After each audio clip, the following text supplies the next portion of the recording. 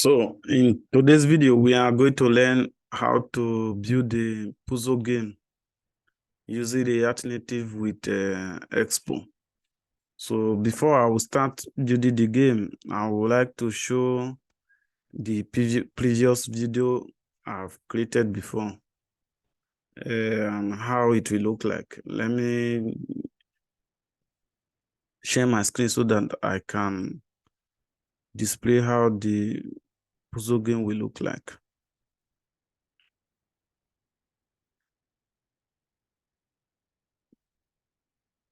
Now, this was the previous game I built before with React Native and Expo. Now, I will go ahead and choose one of these options, and we'll see how it look like. I will first of all go with this woody puzzle, then I'll click on it. Now, we have some woody buttons here, which are in a square box, of which we are to rearrange them in order of this target pattern. So as you can see at the beginning, all the buttons are as the same as this target pattern. So when I click on this tag here at this bottom of the square, so the buttons, they are no longer in order of this target pattern. So I have to rearrange them for me to complete this target pattern. Now, I will start by clicking on 5. Let me click on 5. Then I will click on 1. Then I click 6. Click on 5. Click on 3. Click on 2. Then I click on 1 again. I click on 7. Click on 8. Click on 1. Click on 2. Click on 3 again. Click on 5. Then I click on 6. Click on 4. Click on 8. Click on 7.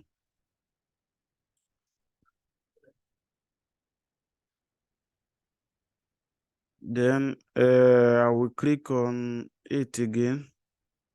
Click on 7. Click on 4. Click on 5. Then click on 6. So we have a message displayed on our screen that the puzzle has been completed. So in this tutorial, we are going to build something similar to this puzzle game. Then when I go back and have other puzzle game which I also created here, this was my picture and my image which I splitted into squares, which I can also rearrange in order to have this our target pattern here. So if I also click on start, it will also have similar arrangement, of which they are no longer in order of this our target pattern. So I can also start rearranging them till I have this target pattern. Then when I go back, I have another puzzle here which I also build, which is of different cells from the previous one we just displayed. Now we have up to 16 square here, or 16 seed of this puzzle game which we have to rearrange.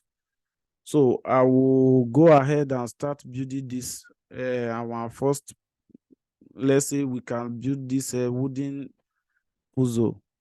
Then before I will start writing our code. Let me first of all close this one, then and create a new project called my puzzle project, if we can. Then I will close this one.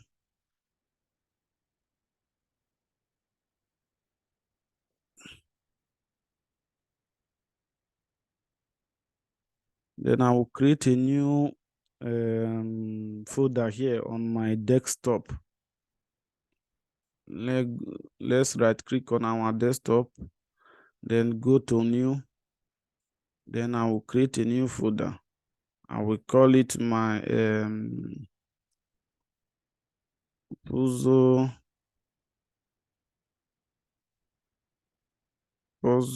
game tutorial project. Then I will save it with this name here. Yeah, I have to go to my so in this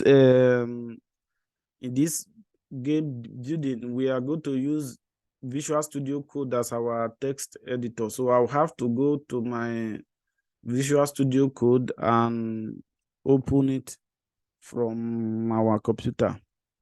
Now that we have Visual Studio Code, I will go ahead and add that folder we just created to our workspace. So I will go to File from Visual Studio Code.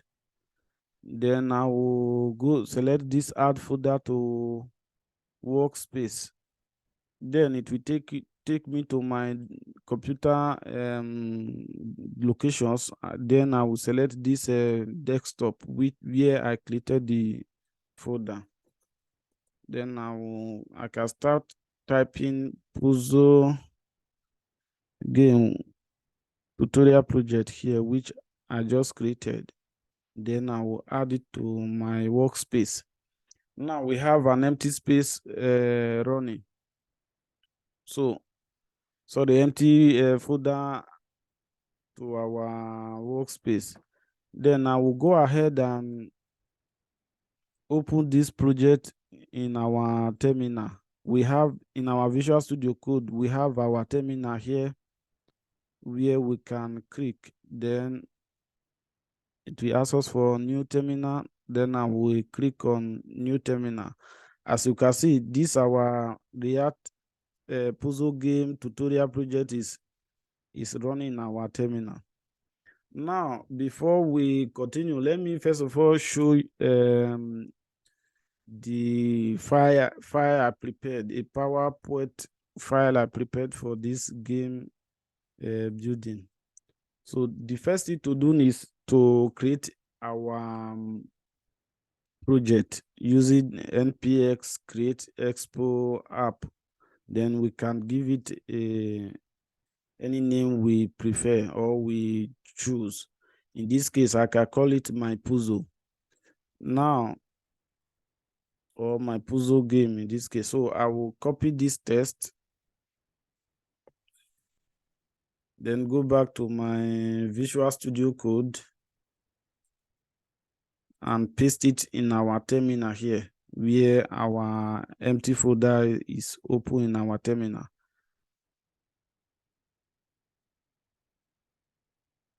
Now, the project is automatically creating as we paste the code. Now we have created this my puzzle game project here.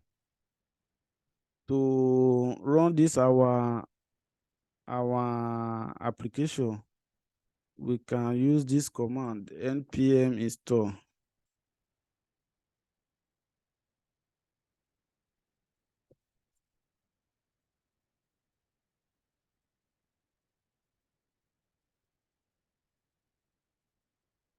Npm install.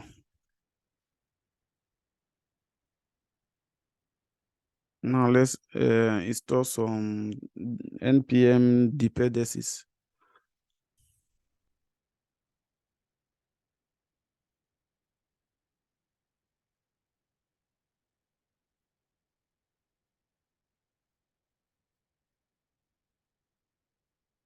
Now let's open this our my puzzle game in terminal also. Then I will right click on my puzzle game, then open in integrated terminal.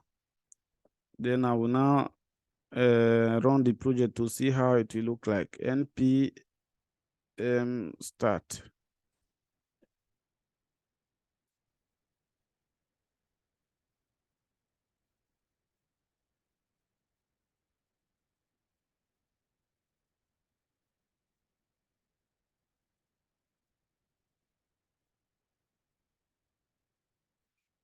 Now I'm having some errors here.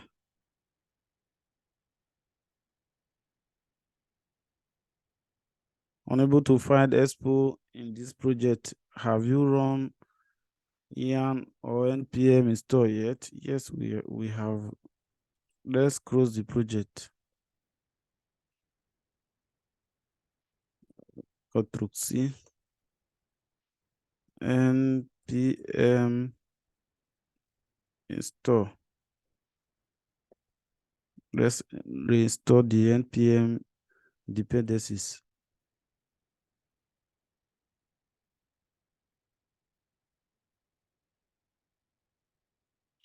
Let's wait for the npm to install some of the required dependencies that will make our project running.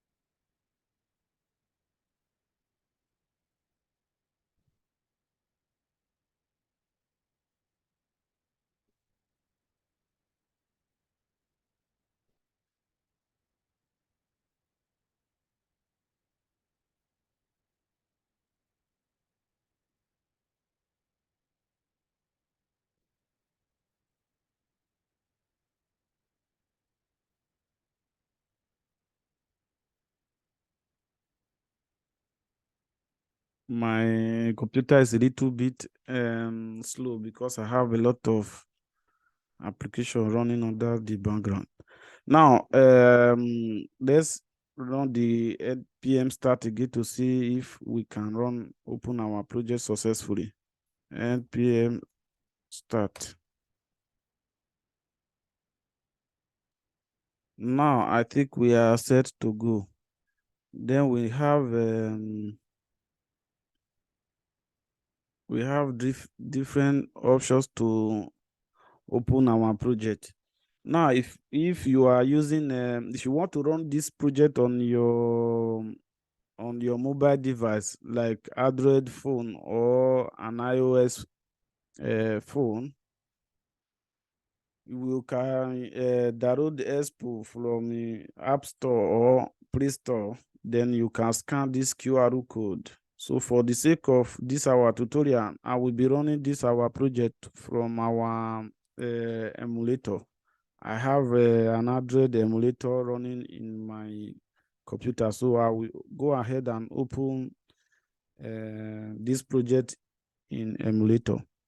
Now that here we have different command to place in order for us to choose where we want our project to start running. Now there is a command here we say we should place the question mark to see all other command. Then I will go ahead and press shift or question mark depending on how you can get it from your keyboard. Now from the other displayed command, there is a command here which said we should press shift plus A to choose an emulator. Now I will go ahead and press shift A. Then my project will now start running on emulator. So in the case you are using a mobile phone, you can just scan the QR code after installing Expo from Play Store or App Store. Then you can also view or preview your project while working on it directly from your mobile device. Here, I will press Shift A Then I have an Android emulator, which I renamed to be Android 2. Then I will select it from here. Let's see how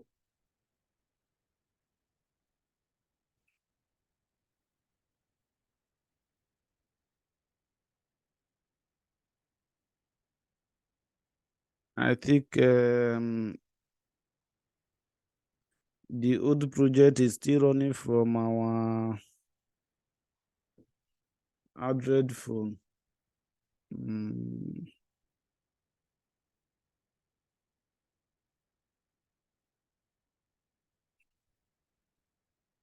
let's reload and see.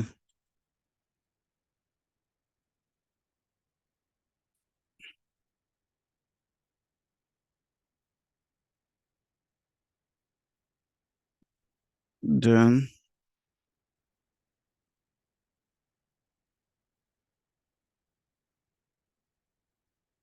our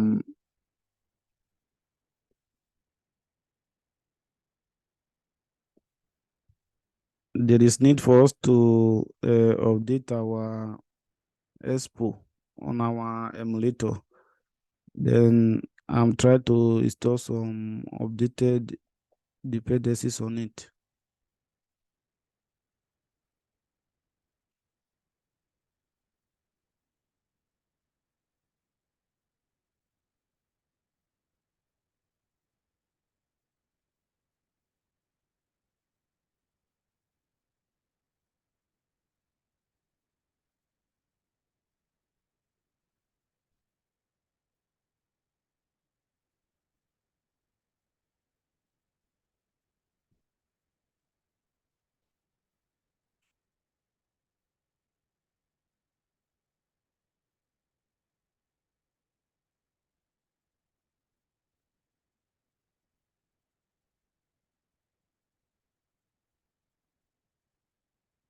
This will be our mobile phone. Let's divide the screen.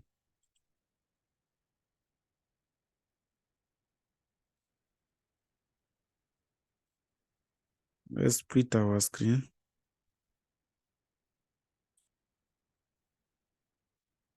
Now we have our project running.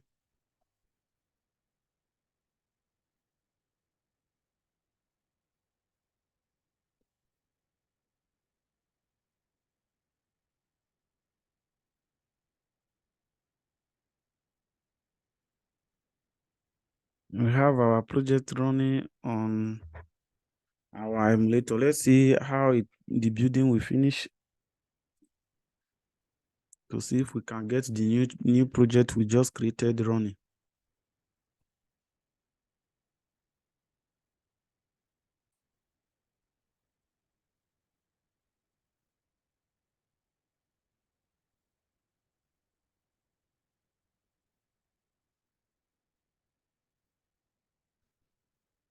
Nice. Now we have our application running successfully. We have a test on our mobile screen which says open up app.js to start working on your app. Let's go to the app.js. When we go to this our my puzzle game where our project is created, we have this app.js here. We can open it and see the code. Now there is a test here which says open. This is the app.js, and we have this test here. So let's change this test to see if we can get the modification from our screen. I will clean up this test and write my puzzle game. Then I will go ahead and save. You can click on file, Then you choose save from there. But I will go ahead and click on Ctrl S to save my new changes. Now, as we can see, the text I just changed here, which is my puzzle game, is now displaying on the screen. So everything we are going to be working on using will be order this our order should be order this app.js. Now the next thing to do is to analyze this our puzzle game before we start writing code. Let me first of all go to the same file which I created, and here I say that we can also create two folders in our root project. Then we will name one to be component and the other one to be screens. Let me go to the project again and create these two folders there. Now, before we proceed, I think we should know the difference between one creating this folder. Now, a component in React or React.js is just a piece of code or a program or a function that you will be needing, or you don't want to repeat the same code, so you want to create it separately so that to avoid repetition of the same code, you can just be reusing it anytime you need it. So this is a component.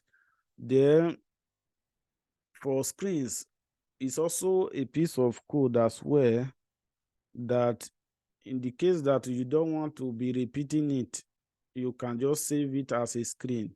So this is just the basic difference between screen and component. So let's create this two folder, and then we can start analyzing this our puzzle game and how we can start building it step by step. I will go back to my code. Then from here in this my puzzle game, sorry, my puzzle, I will create a new folder and we call it component.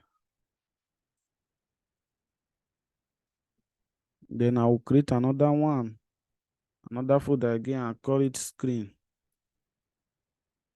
Now we have created these two folders. One is components and the other one is screen.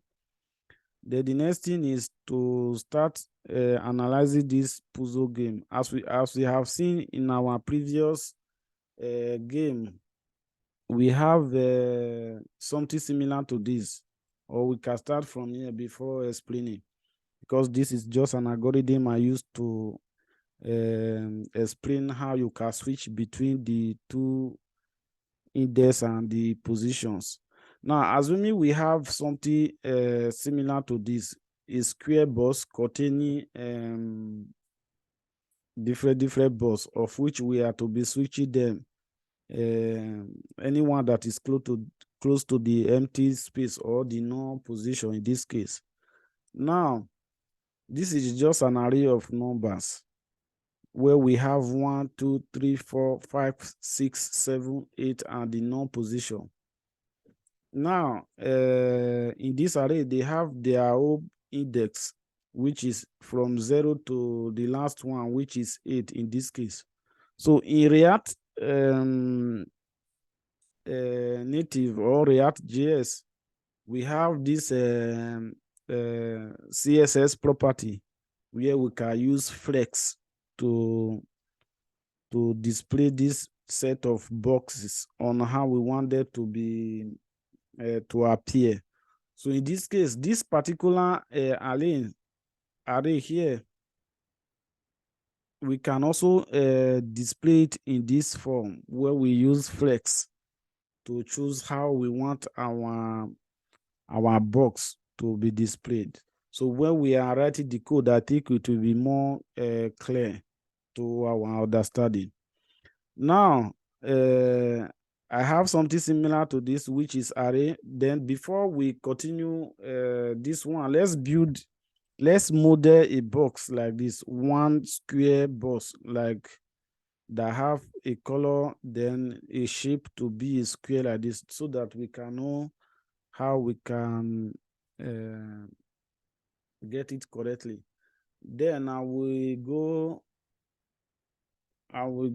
to my app from our code. From here, I will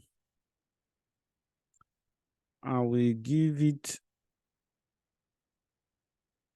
However, I just created a component which I can call from this app instead of creating the style here. So I will go to my component, then create one square box. We can call it button, since we are going to be clicking on it to choose to get the on click event. Whenever we click on it, it will check to see if the position next to it is null, then it can switch between, or it can interchange the position of that null. Then in this case, I will create a file in our component. Then I will call it custom btn.jx. Sorry, JS, just normal plain JavaScript. Now, in this case, I will go ahead and create this our custom btn. Now, first import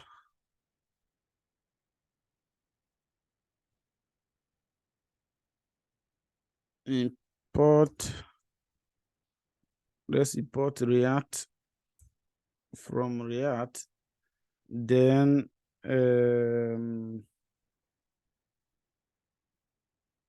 we create this an arrow function of const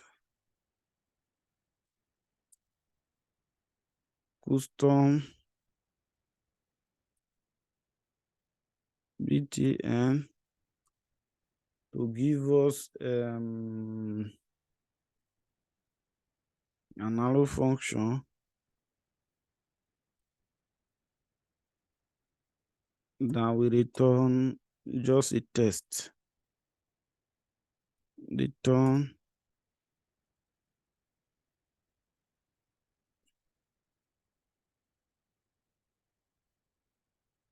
this will return us. Let's make use of view, a view and a text also. So in this case, we have to import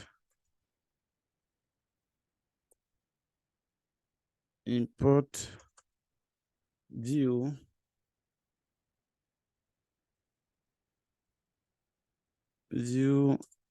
and text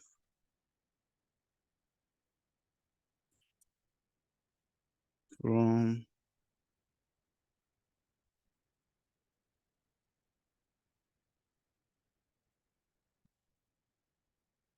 React Native.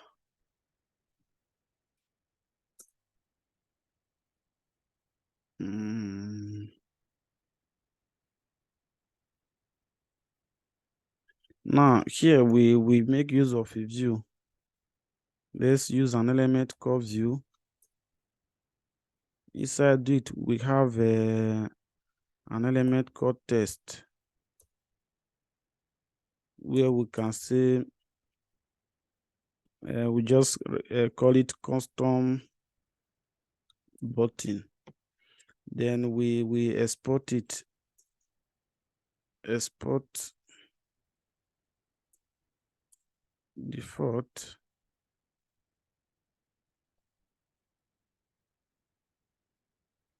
as custom button. Now, in this case, instead of having a view here and a text, or instead of direct text here, we can call it custom button. So let's first of all import our custom button. Import custom button from component, then the custom button that we just exported. So from here we can make use of, before we use the custom button here, let's see how it will be displayed. So let's save. We are having some errors.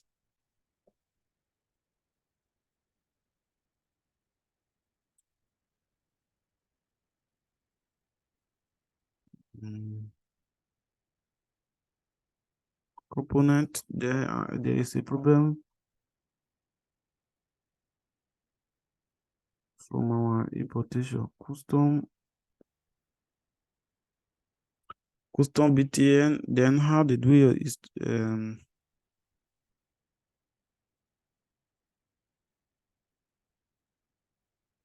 then we save from this our importation.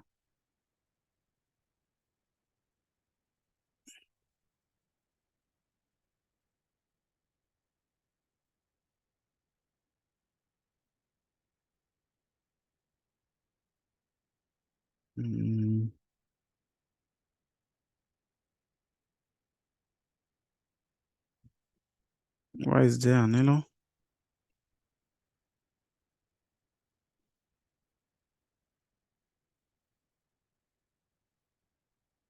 Let's refresh.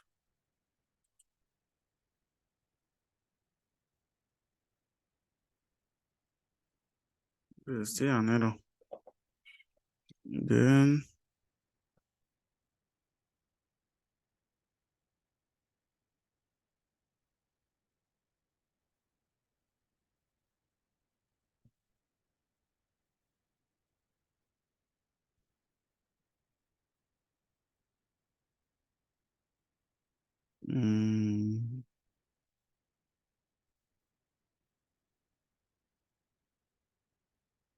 let's copy the name. Then rename this one.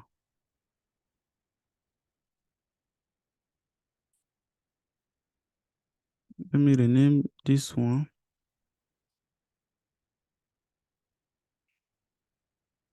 Then from the custom btn, custom btn.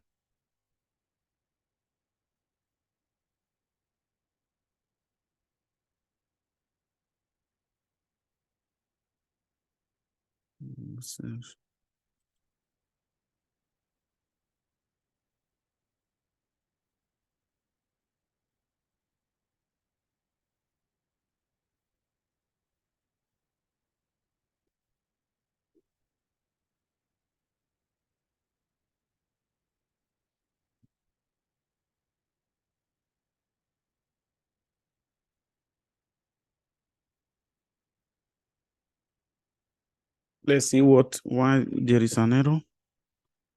Import from React Native.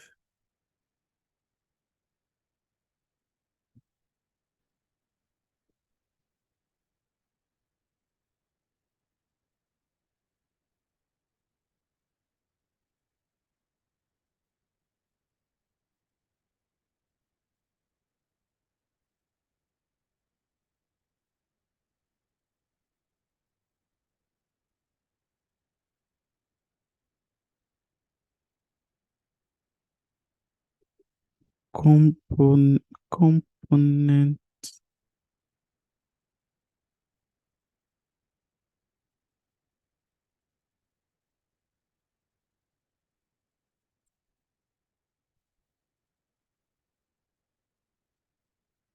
I think we should use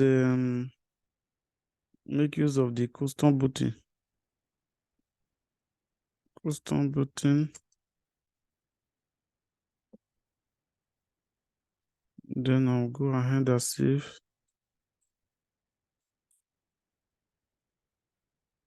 Then reload the project. Let's close this project and restart it from.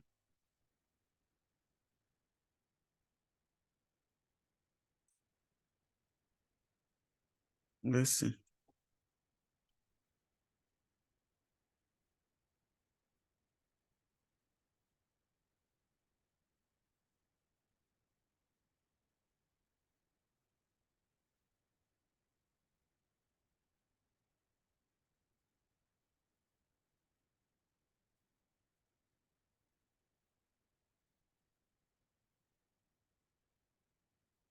And then I will press Ctrl A, Shift A, sorry.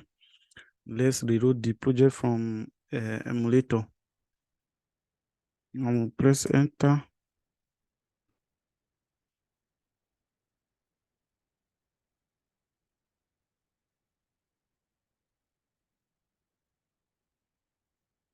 So our project is rebuilding. Let's wait and see why there was an error. Nice. Now we have the custom button display on our screen. So before I continue, let's install some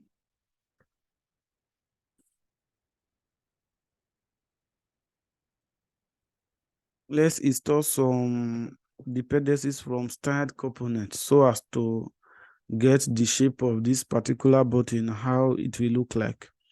So I will close this project by pressing Ctrl C from our integrated terminal. Now to install styled component, we have to run this command with our npm. Since we are using npm, then the npm install -- save styled component, which will allow us to give a conditional styling. Now I will go back to the project.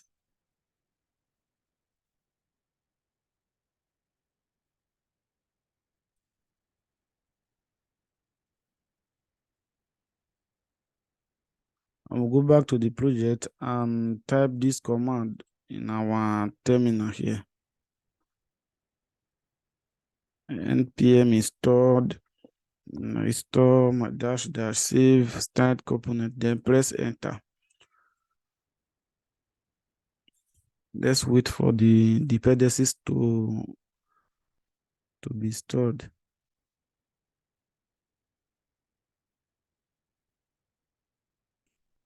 Now I think we have added these dependencies. Let's rerun the project again. Sorry, I mistakenly pressed the same command. I will now run npm start.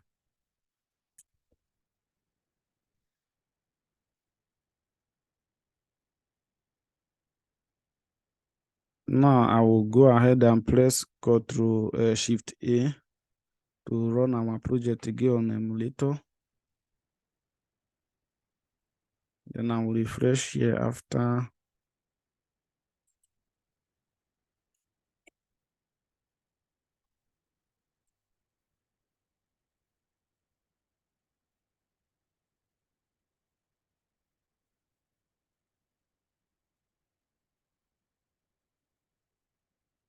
Let me refresh.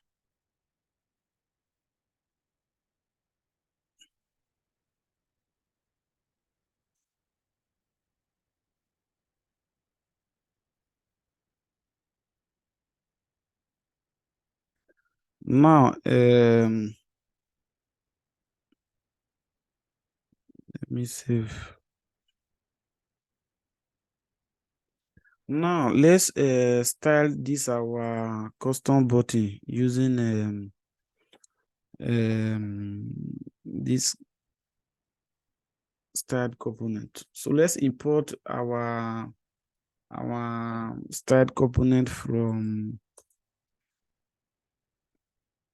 import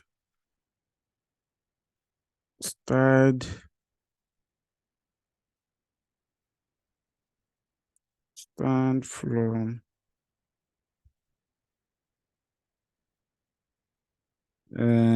styled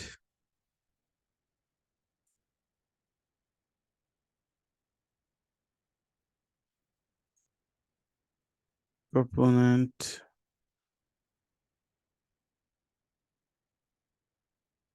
slash native.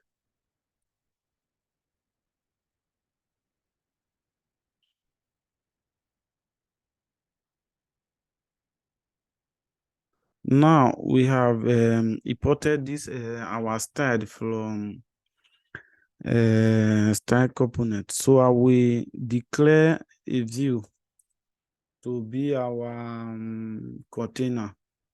I will declare a variable const. I will call it container. Container should be equal to a styled of a view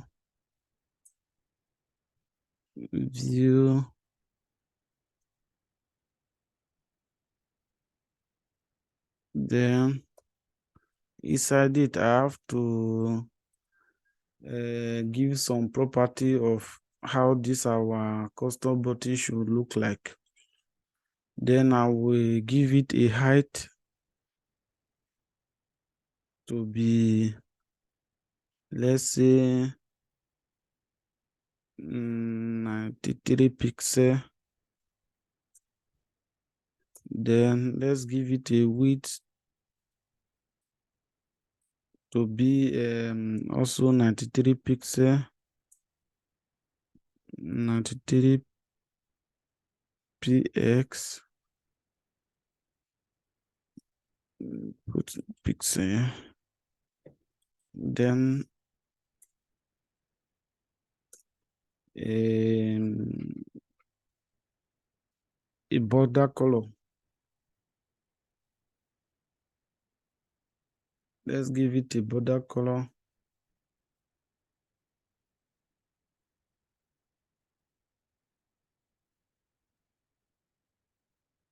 No, before that, let's give it a background color to be background color so that we can see what we are building. Background color.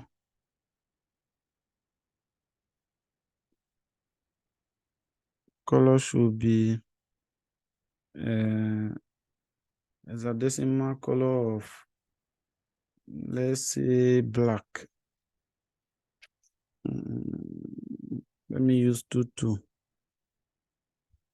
Then I will go ahead and save.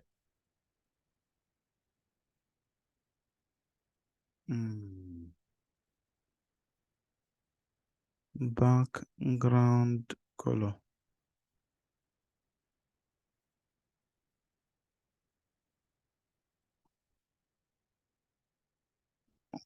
Let's try this one.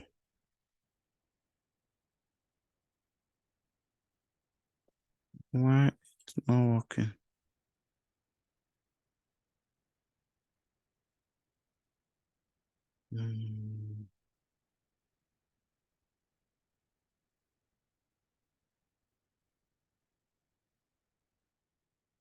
Let me paste it here.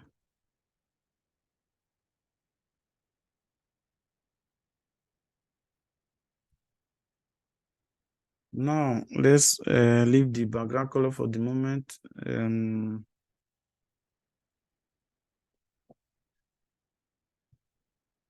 Having issue. The display. Stand component. Background color.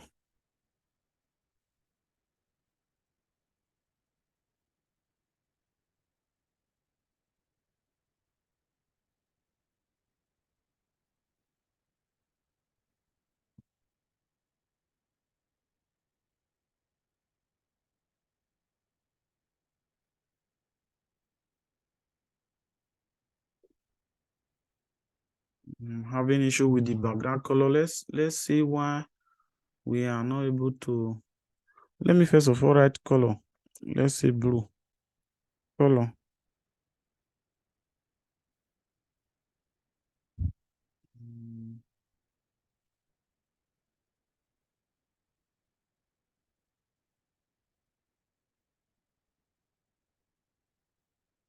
I think we have to give a conditional color display to get this right.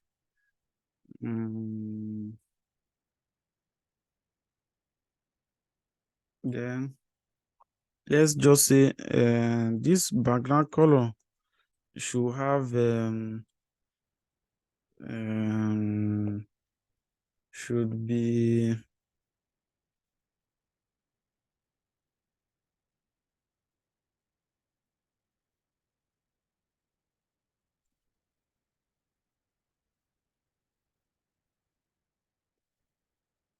if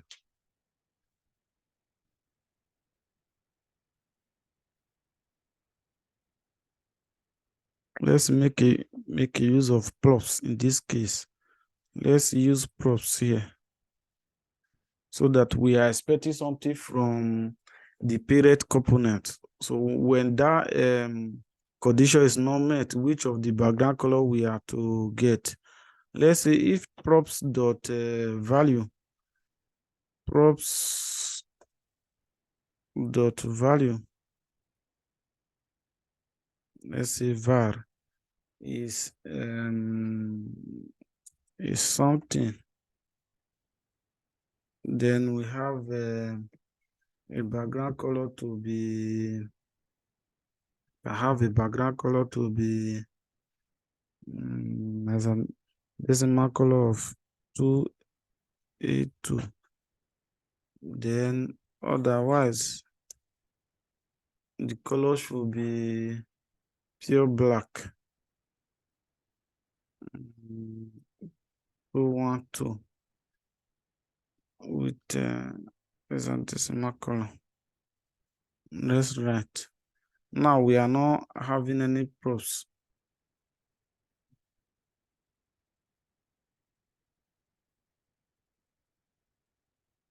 Then let's give it a border color to be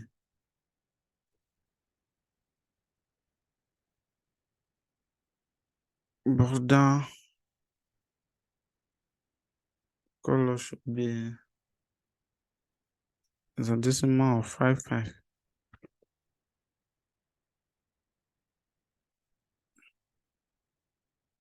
But we are not having we are not getting this effect. Now align item should be center.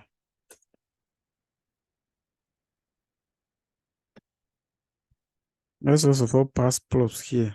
Call it var or label.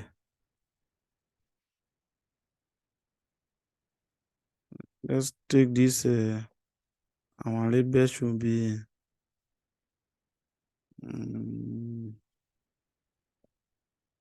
label should be equal to 1.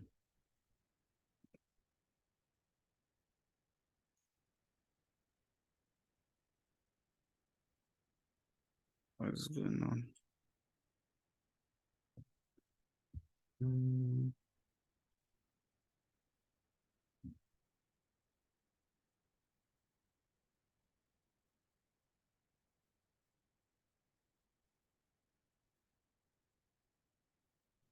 Let's reload this project. Maybe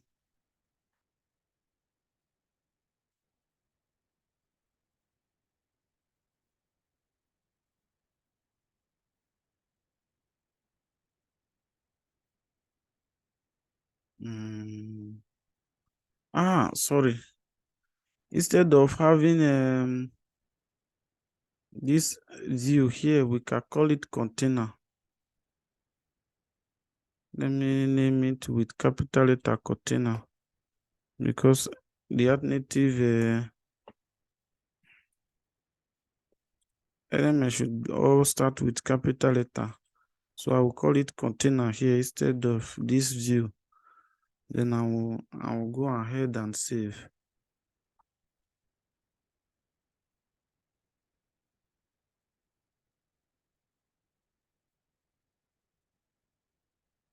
Modify what? Then instead of props here, and we'll just give it a direct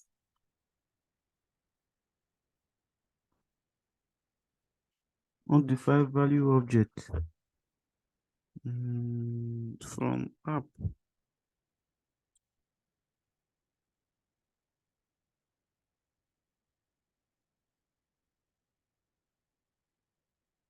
Which line?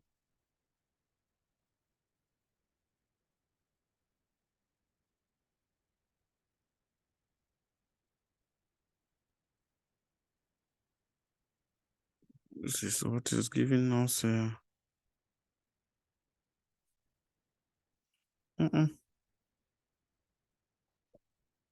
mm.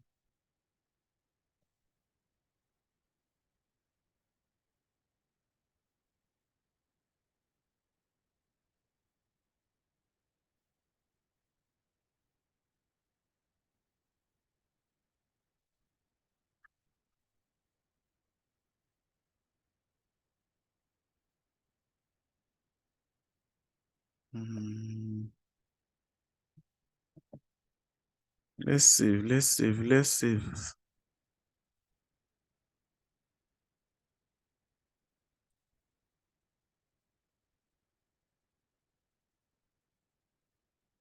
Send to 5. We have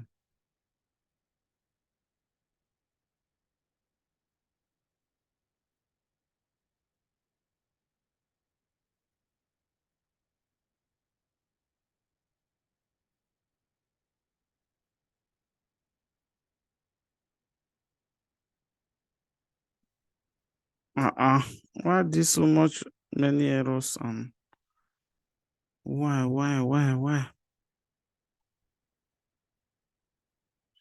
Nice. We have a box here that has this square of black color, and we can give it instead of background color of 2, we can call it green. Let's call it green and see. Now we have a green. Let's modify. Let's do some changes to. Now let's say border width.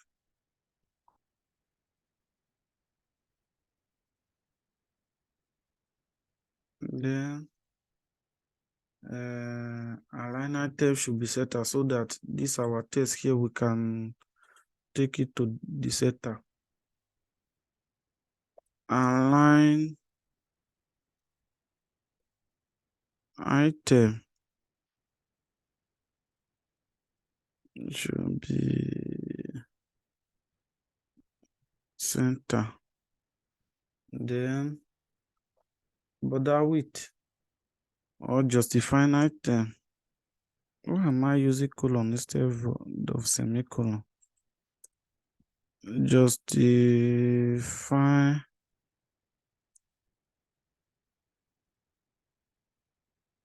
items should also be center. We have just tried to model a particular button. Then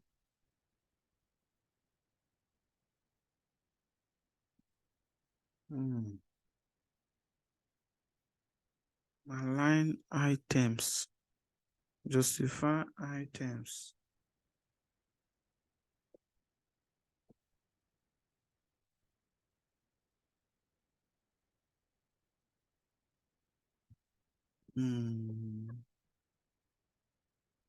Let's say border radius should be 3. Center. Justify content, sorry. Content.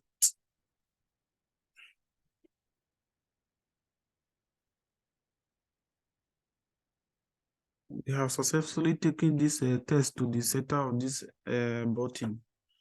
Now let's give it a border radius of 3 pixels. but then radius, it should be 3px. Now, margin,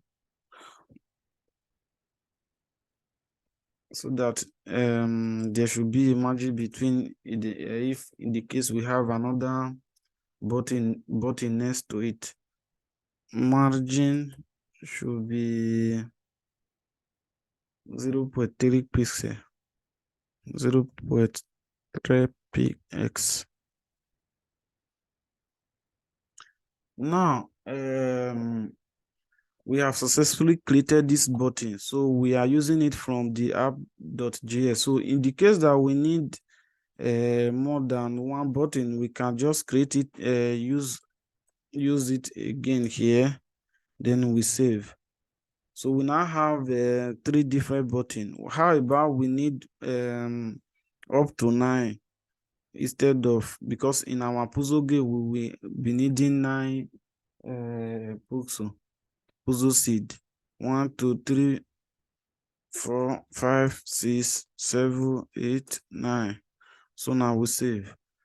Now, as you can see, we have different button in a column display.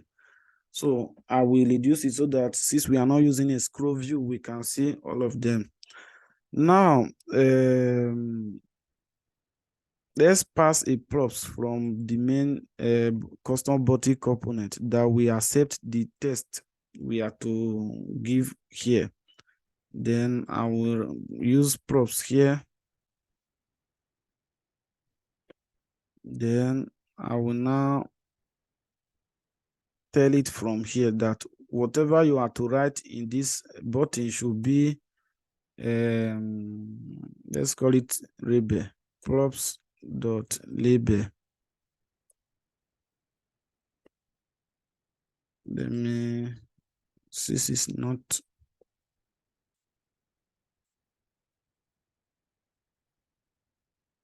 now from the app.js where I will be giving a label.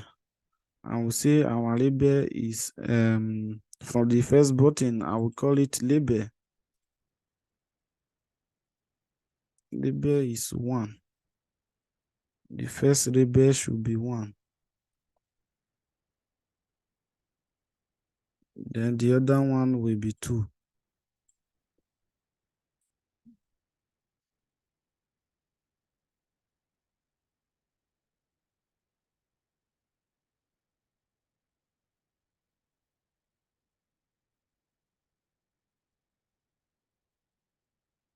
Then I will go ahead and save again. We now have 1, 1, 1, 1 written on it. So if I change this second custom button to be 2, I will have 2 here. If I change the other one to be 3, I will have 3 here. Let me use font so that this text should be font size should be 30 pixel. Let's see how it will look like.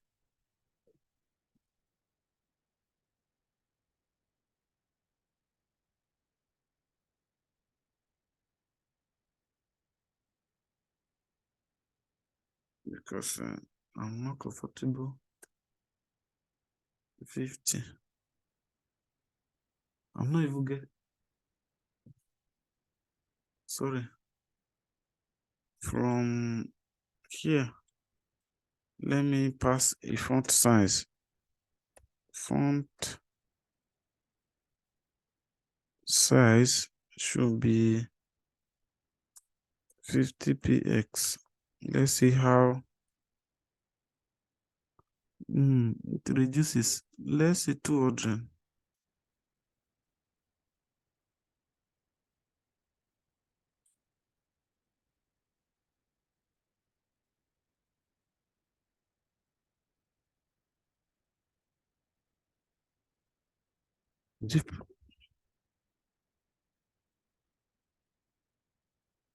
Hmm. Font size 2 pixels.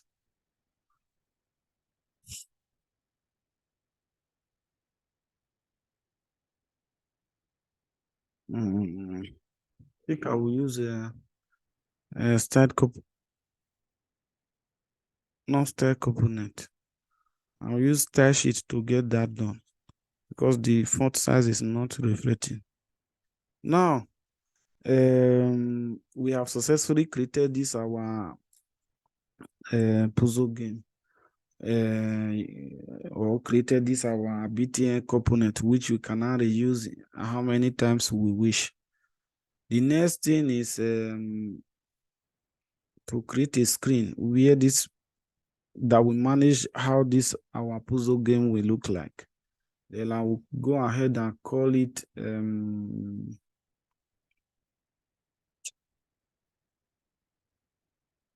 I'll go ahead and call it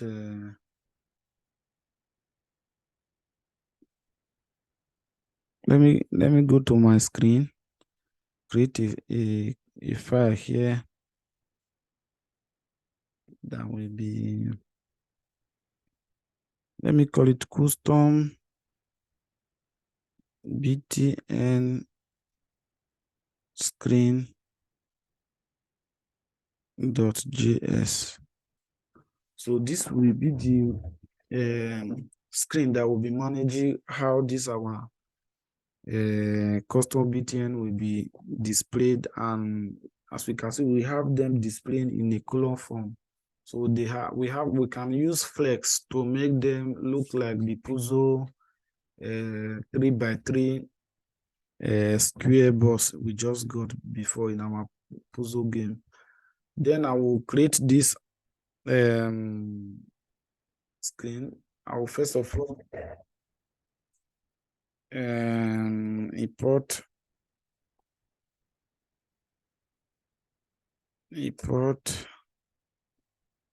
React from React. Then the next thing is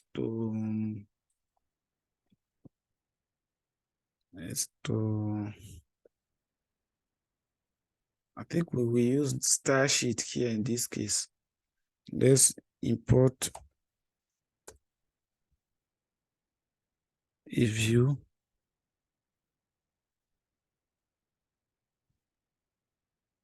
Then text. We use for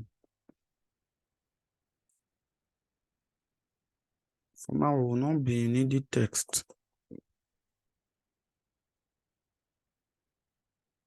We will use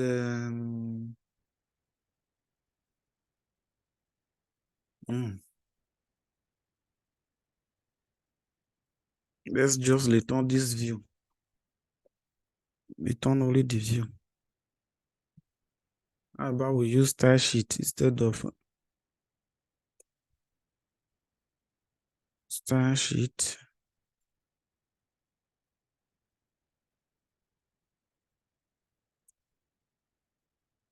Now we use style sheet. Then we have to return this our custom BTN screen. Const custom BTN screen is equal to an arrow function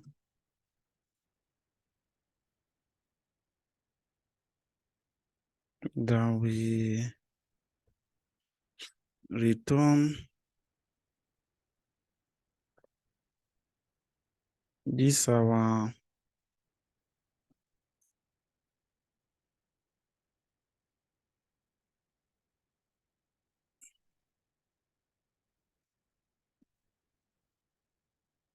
return screen. Let's make use of view here since we have view imported already. Then I will use test in this case. Let's just say BTN screen. Custom BTN screen is what we are returning from here.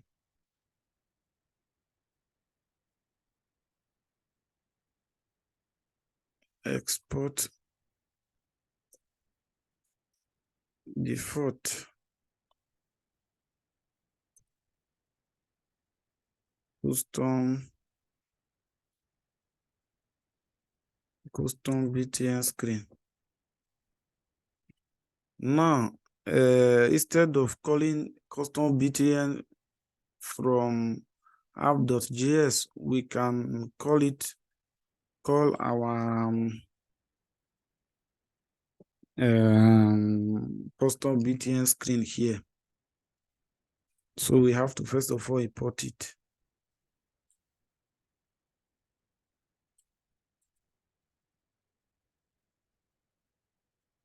We will not be needing custom btn here. Import custom btn screen from then here we will be needing, we use custom btn screen. Let's save and see what we have.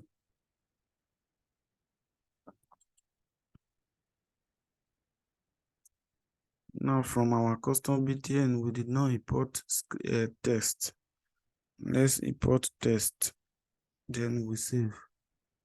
Now in our app, we are now having this custom btn screen return. So which means our custom btn screen will now be the component managing everything that is going to be, or in this case, it will now act as our game board. Let's give this custom btn screen a background so that we can see where we are displaying it. I will go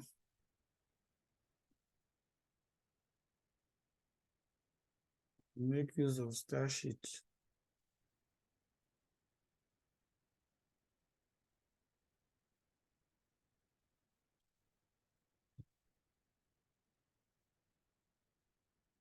From here, I will create a style component.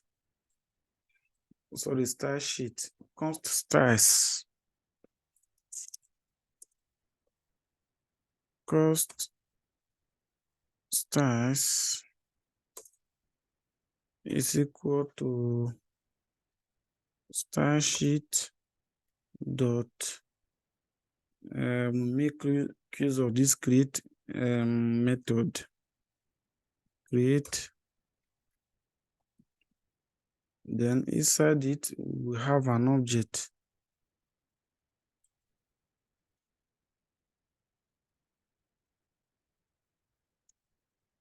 An object where we can define our properties and their value. Let's first of all create this container. Then that we have margin top to be 0. It will also be a flex. For now, I think for container is not that much. Also, let's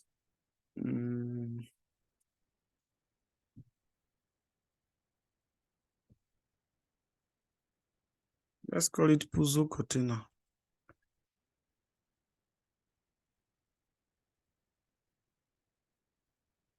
Puzzle container.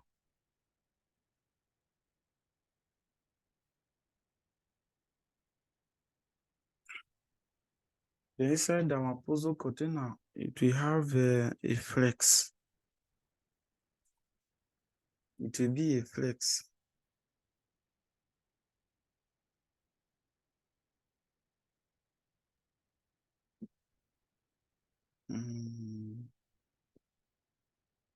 Flex is equal to 1. That means it will take up everything that is in our Then it will has before we style it, let's first of all display our custom BTN so that we can now see the differences on how we are working on them. So I will go ahead and import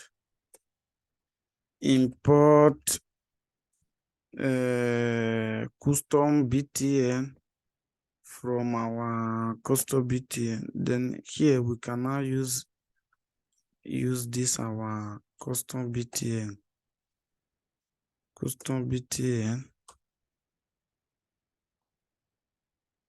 Then we have how many custom BTN? 2, 3, 4, 5, 6, 7, 8. Let's see. Now, as we can see, we have this custom BTN, so we have not given them label. So let's pass label to them. Label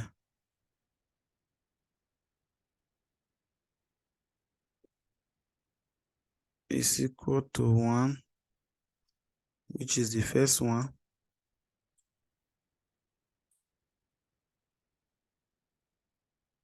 2,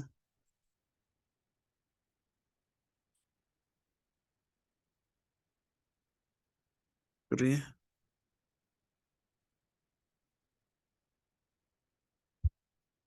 4,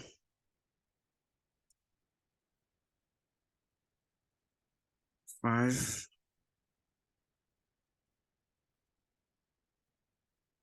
6, 7, and let's take this one to be an empty one. Then we will save. Now we now have numbers on them. So let's use this our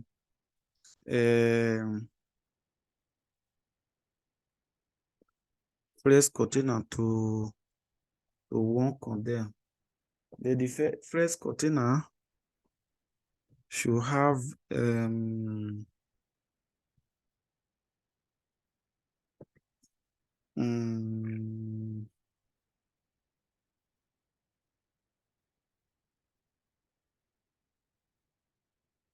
let's pass a flex direction to give it a row instead of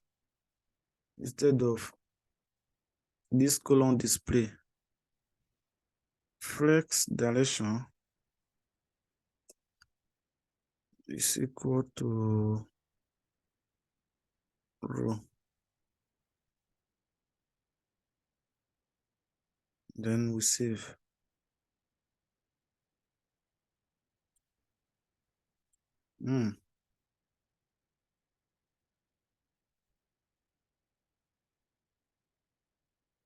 Now we have to tell this our view that the style it should take should be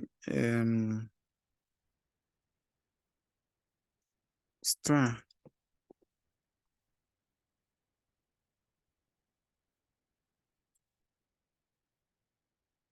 The style should be this our styles dot equal to styles dot this our first container, a puzzle container. Now we now have this our button displayed on in a row form instead of the column. Now we can give it the margin top so that it will not start from the edge. Margin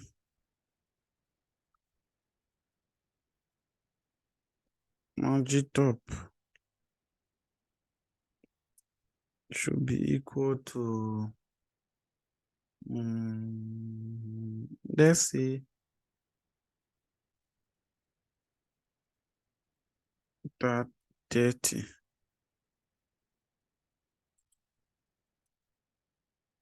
Then I'll go ahead and save.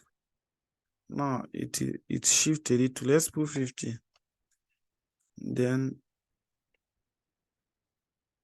but we put 100. Now we have shifted the images to the bottom to have a margin top to be 100. Now, since we have given the flex direction to have a row, we can also pass some other properties to have flex wrap, flex wrap, flex wrap, should wrap,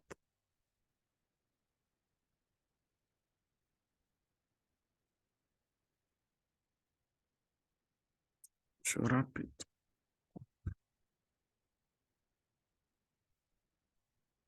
Let's see.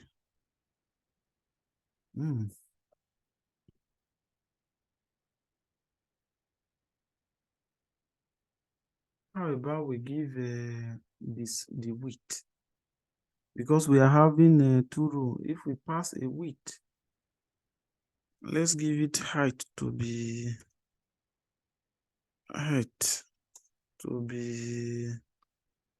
350. Then width should also have 350 to have a square box. 350. Let's save. Now, as you can see, we are now having a square of, I think we are having, let's put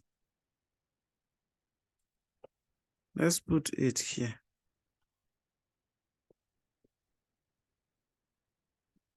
Then I think we need the next one to be the 9, to be the number 9, which we now have empty.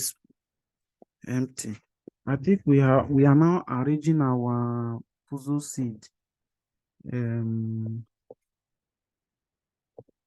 a square. Now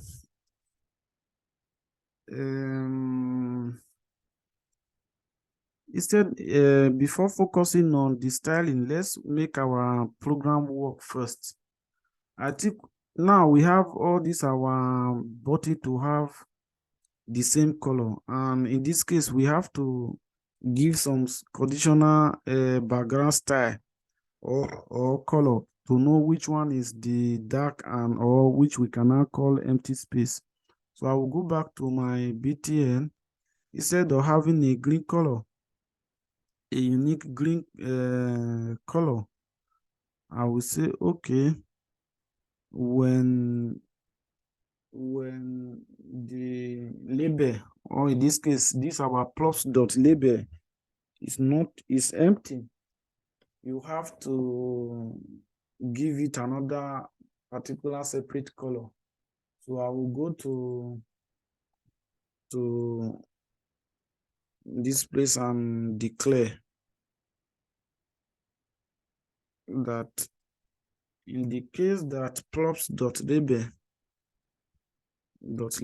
is valid or is true,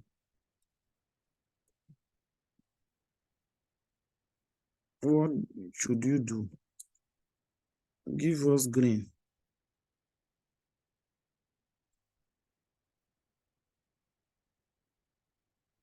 Let's use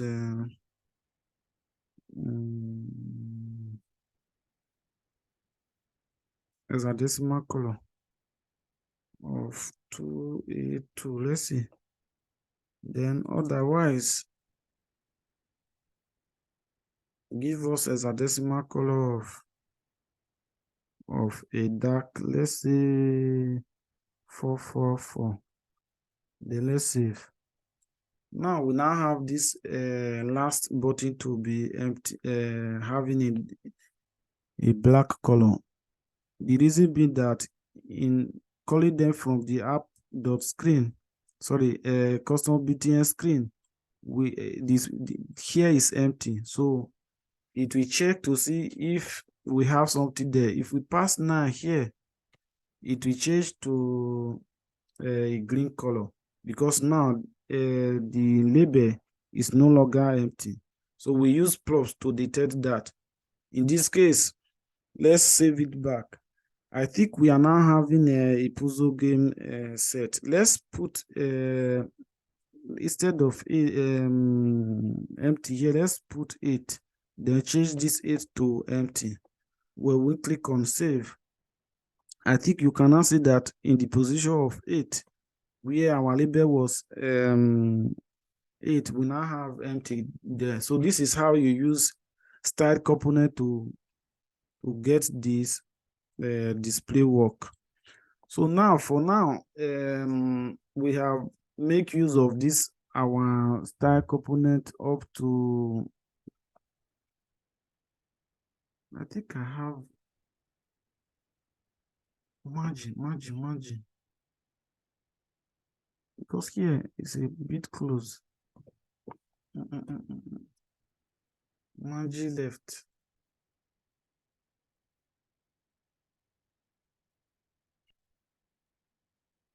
Margin left should give us the same 0.3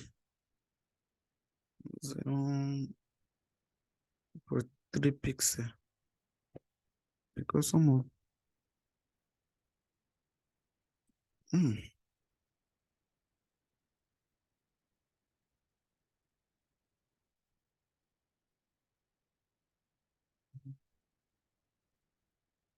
I think our custom BTN.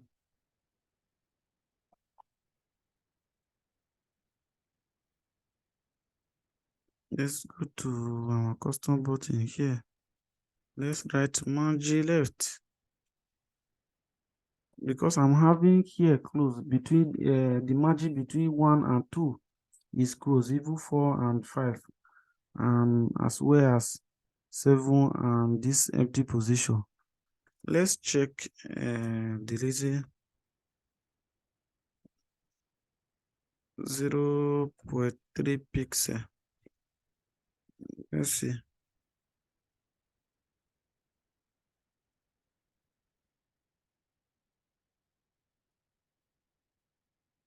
It's having issue with this px.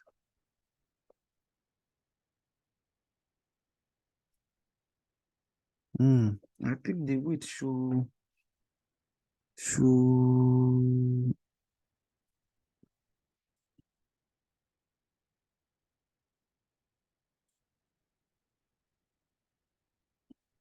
the width should be 60, so that we give enough space.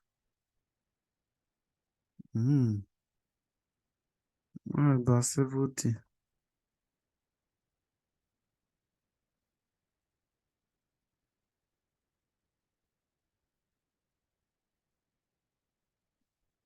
$80.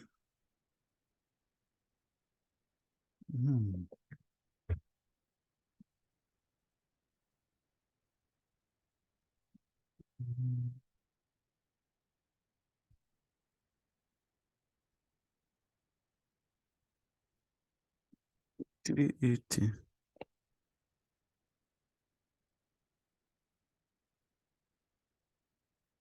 Now, the BTN, we can give it a width of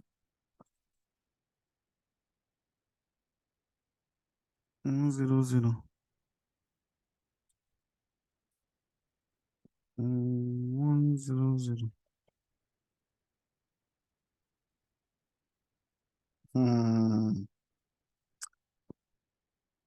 Okay.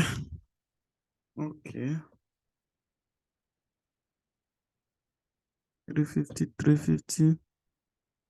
I use 350 here. Let me change it back to 350. Then we'll work on that later.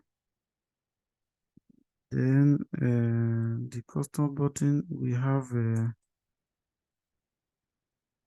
90.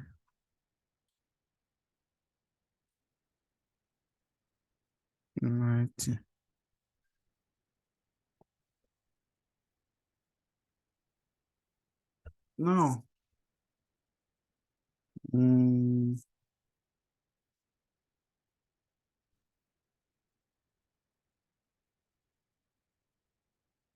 now, the next thing to do is to make this our custom button clickable, because when we click on any of this button, not they will not take an effect. How will they know if this particular button was clicked on? So let's instead of having this view, let's use it use this our touchable opacity. Instead of view, we can use touchable opacity.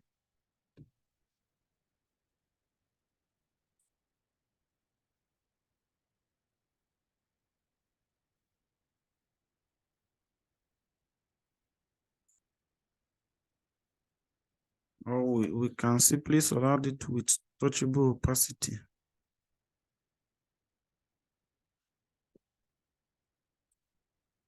Let's round our component with touchable opacity. Then in this case, when we save, then we cannot click on any of these button and they will. Let's import this our touchable opacity from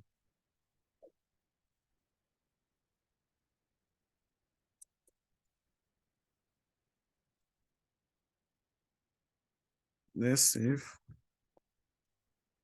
Now, when I click on any of these buttons, they can now take effect on or click. So which means that from now on, we cannot click on any of these buttons. Now, what will now happen when we click on it? So let's also make use of these props, that there will be a function that will be passed from the props. So when they click on this particular button, make use of that function. So I will also from here take the approachable opacity on click, or we can use on place. On press, what will you do?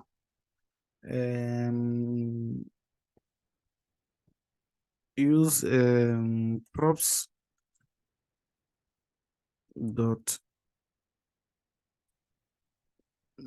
let's call it my function. My function. Let's rename it to be this one. So which means that in our custom BTN screen, we have to go and define what is this my function. So I will go back to my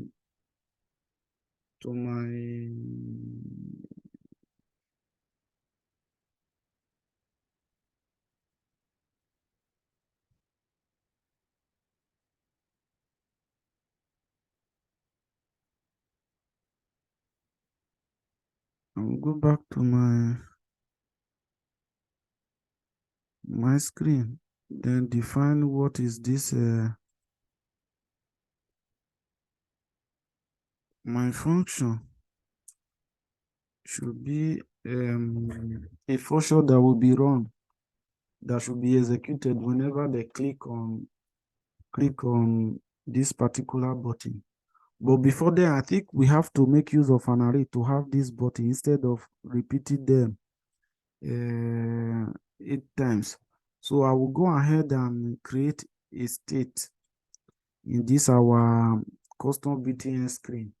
I will create an array of 9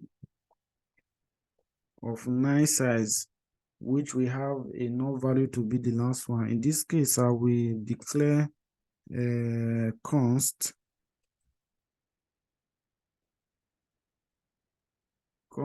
let's call it position. Then we set position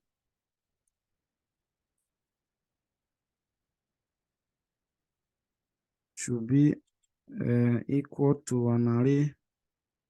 So in this case, I will have to delete all these ones. Let's just make use of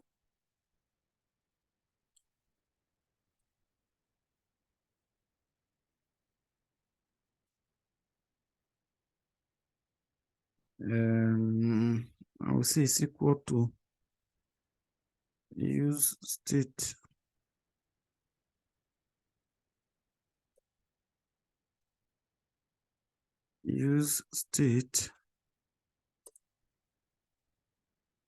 of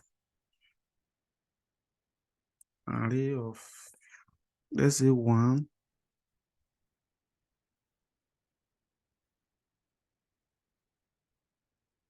2, 3, 4, 5, 6, 7, then 8. The last position will be 9, which will now take a null value instead of a number. Then I will go ahead and save. Now, looking at this application, we have one custom BTN running. So instead of having repeating this custom BTN, we can decide to map through this our state and see how many index we have there and the values they are containing. Then we will now repeat this custom BTN in those number of time we have something in this our array. So I will use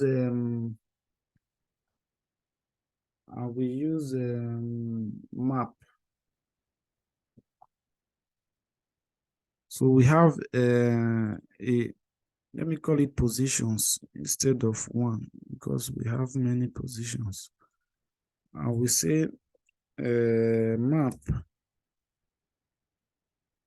positions dot map should give us this map. We need two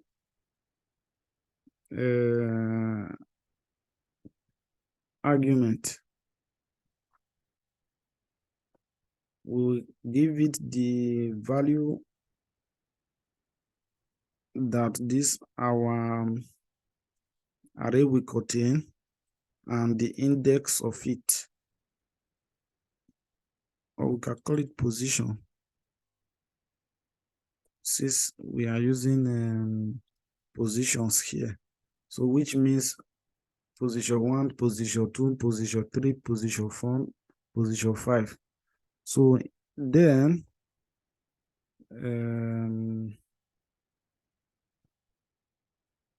so I should have something like this. Then we will now have an arrow function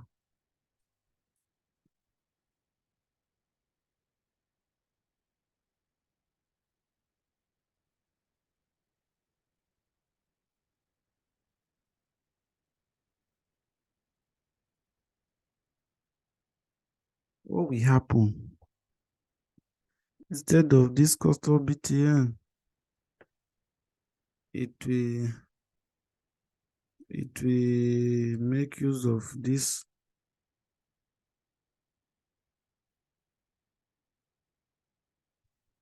then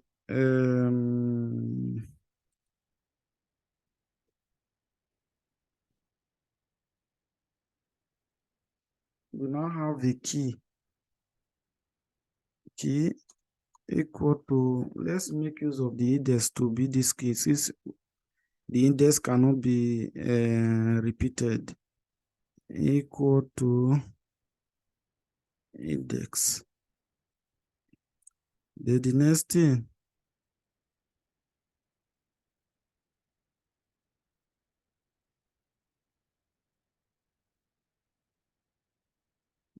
thing, is our label, which is this var or position.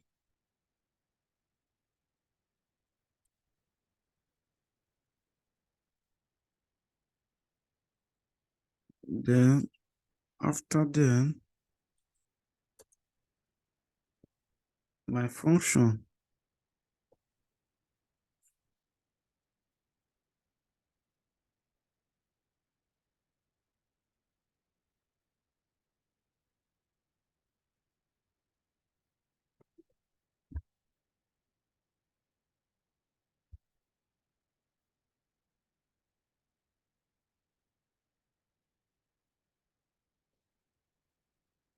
function will now be an arrow, an arrow function that we run a function that will be declared in this our custom BTN screen. Now we can call it switch positions. In this case, it's equal to another function that we can call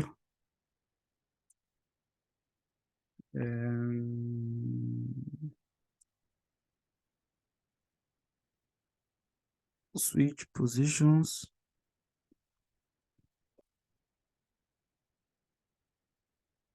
Switch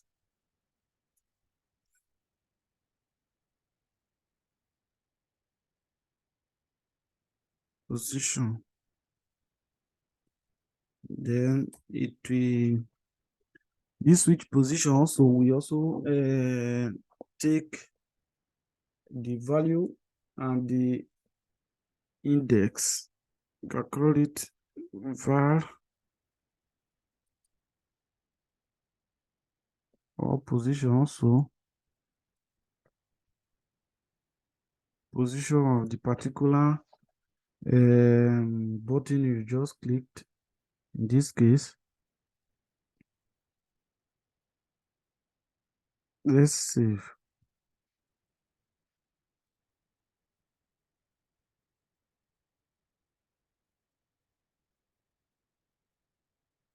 Now we save and we also have this seed up to the numbers of arrays we got. If we add another number here, like 9, sorry, 9, we have another, the 9 will be added because this map is going through these positions, then giving us this custom button anytime there is a number. So now we only need uh, eight numbers plus the empty space. So we'll go ahead and delete that number 9. Then when I save, I still have the same thing. So when I change this null, and let's say I change the position of this null to be 2, then change the position of 2 to be null and save. Now we now see that there is an interchanging movement between this position. When I click on any of these bars, I think we will have an error because we have not defined this switch position. Let me click on it. Now we have an error because switch position is not defined. Let me go ahead and define this our switch position. Let's see how it will look like. Now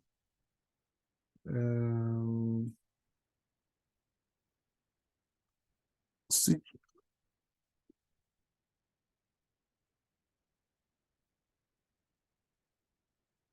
const switch position. Remember we passed two parameters, which means we are expecting we have to give it two argument is equal to another function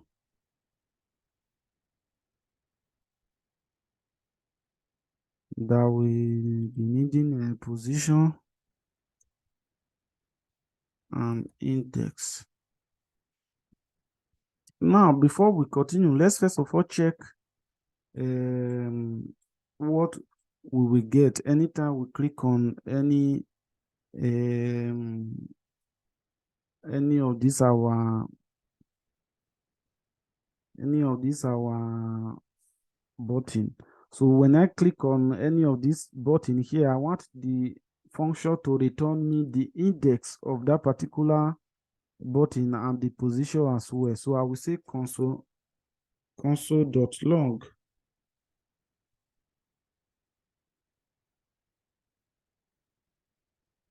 logs console.log should give me the position.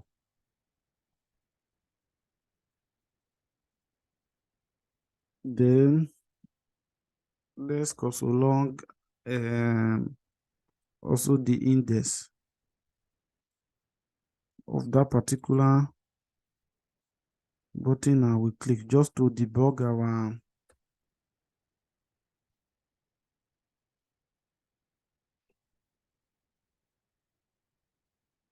let me draw a line so that we can separate each particular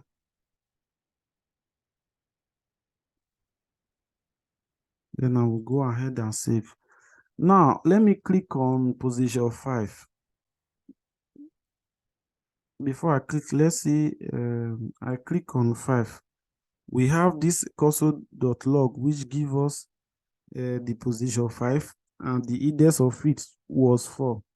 When I click on where 2 is located here, I have 2, then where 8 is the index.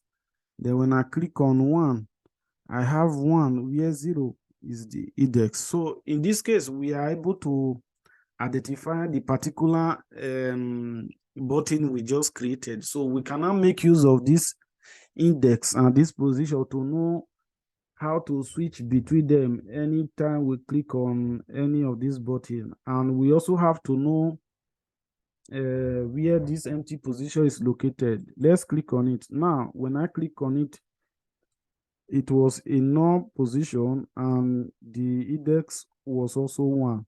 So from now on, I think we can now make use of this. Let me format this document. We can now make use of this switch position to identify the particular button we just created and its number or the position, in this case the value, and the index of it. So from now we can use this switch position to work on this our puzzle button. The next thing I have to do before continue coding, I have to analyze this our puzzle game to know how to switch from one empty space to the other. Then there was this file I created, which was this.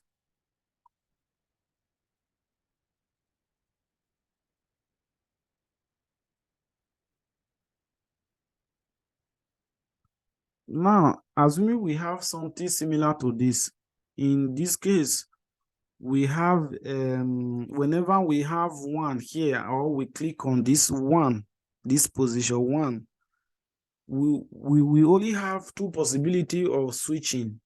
When the null is located at this index 1, or where the null is located at this index 3. So in this case, we have to check whenever we click on this index here, which is index 0. First, the program should check the position of this our null. Is it located at index 1? If it is yes, it can switch this null to this index 0, then take the 1 to this index 1. Otherwise, it should also check if the null is located at index 3. It can also do the same thing by switching them.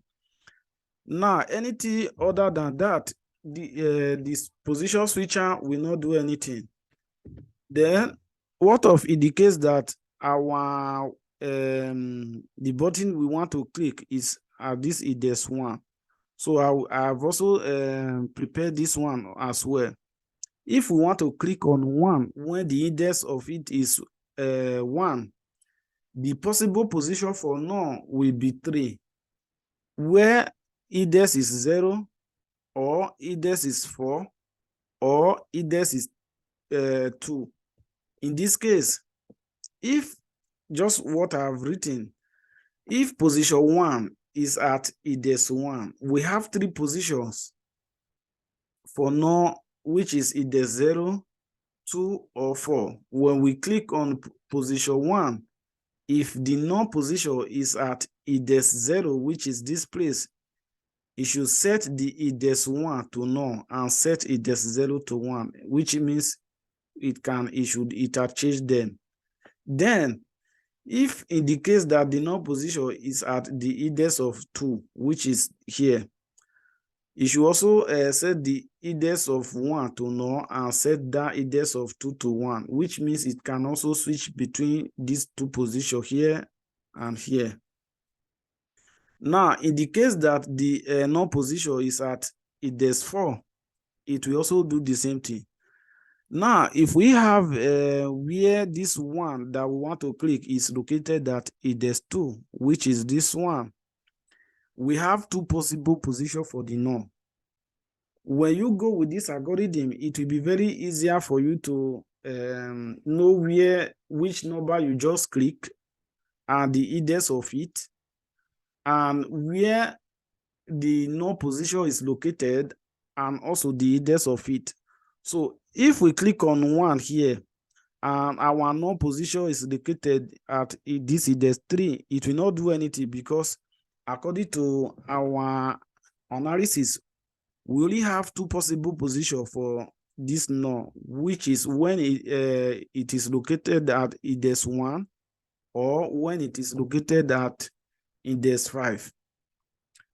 We will go on and on when one that we want to click is located at index 3. We also have 3 possible positions.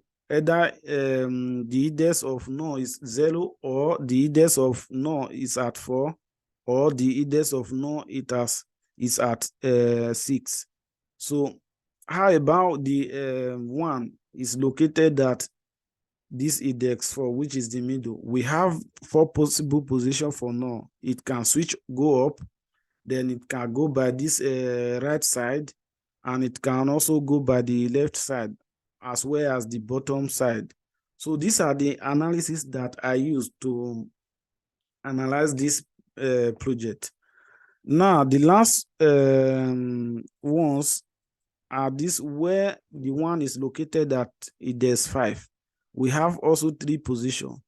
Then I've also explained here how you can interchange them. Similar way of interchanging them, but just the only thing the program will do is to control the position and give a check with some conditions. If they are met, if the position for the null is located at this particular index, it can do the switching. If when you click on this position 1 here was when it was index 5.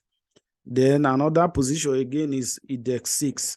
So when we have our index 6 click on, if the null position is located at index 3, it will switch up. Then if the null position is at index 7, it will also switch to that position. That means interchanging. 7 will go to 6, while the null will go to 7.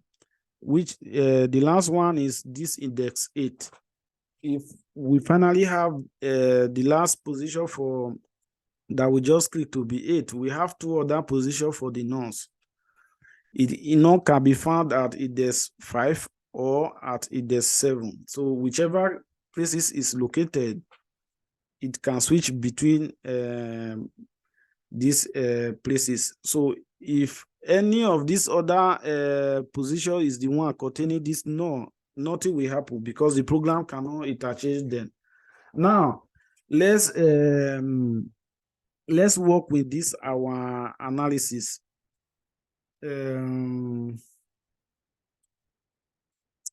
We just got this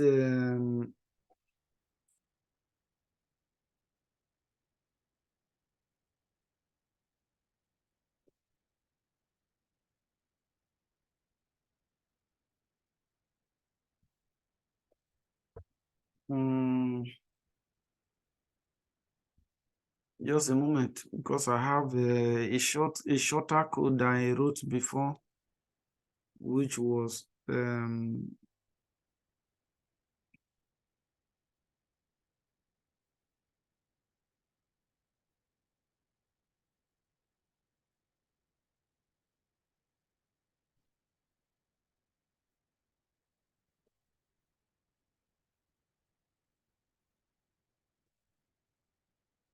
or without wasting much time, let me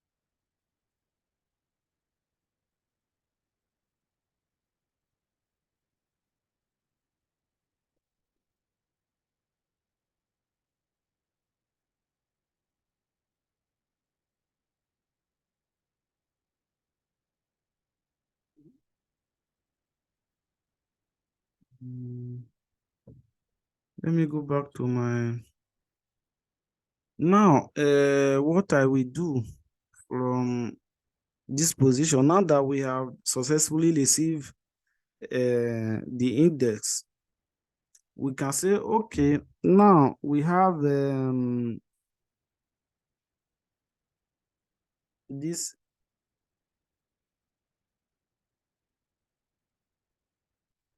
once we click on any particular button here, it will give us the index. So we can say, okay, the position, we have gotten it. Then the index also, we have gotten it by clicking on it. So after receiving it, we can also say, okay, go and check again position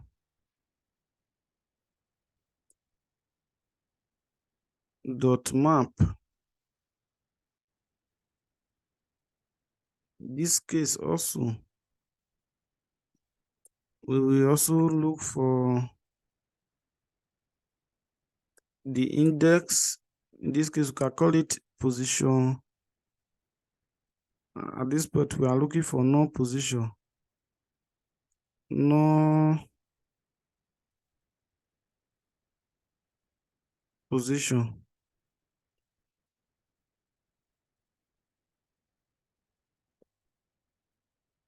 No position.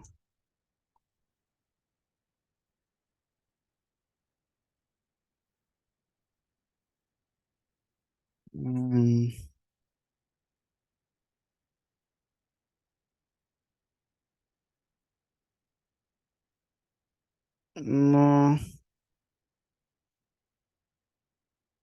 index. Then what will happen? What will pass another function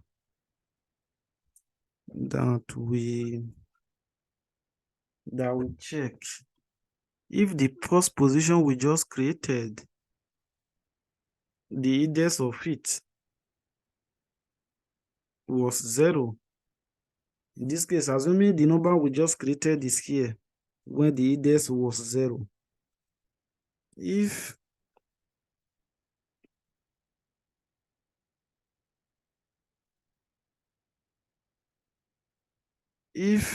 this first index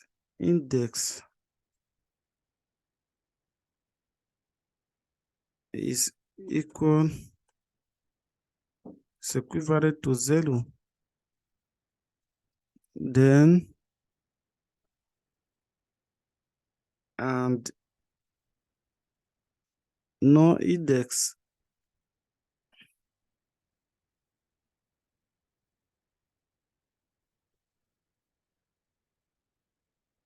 no index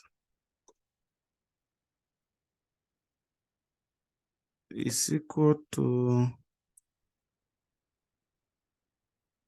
1. What should the program do? It should switch the positions. It should interchange the position. In this case, uh,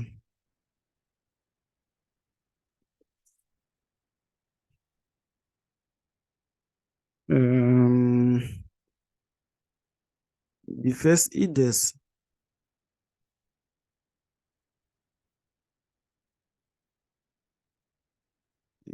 should equal to no position.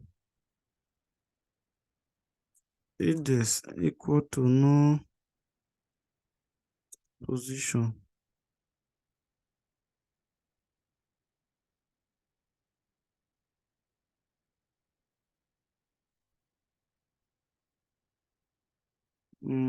Just a moment.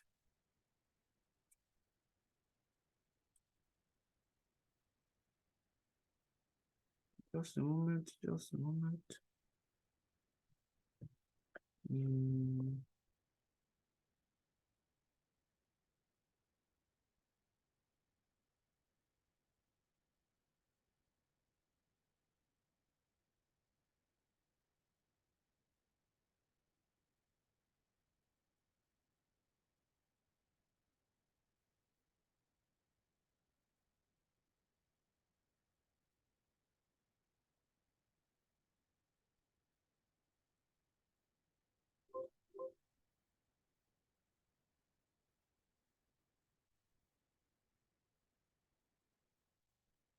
Now, the way I did it before was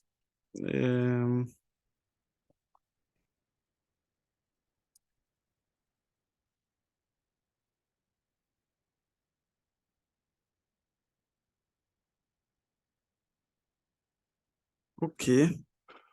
Well, first of all, declare an auxiliary array, auxiliary position that we hold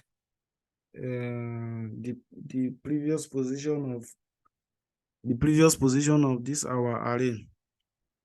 Now, in this case, I will say, okay, if all these conditions are met, if index is equal to 0, and no index is equal to 1,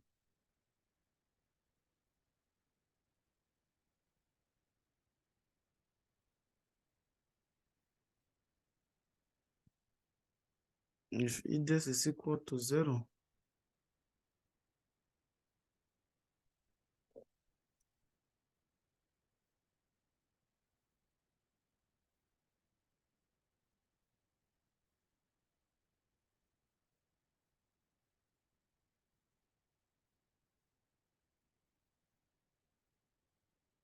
how about I do it like this?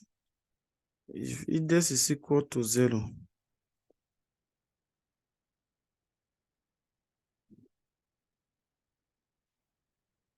whenever we click on it, then we now map through it.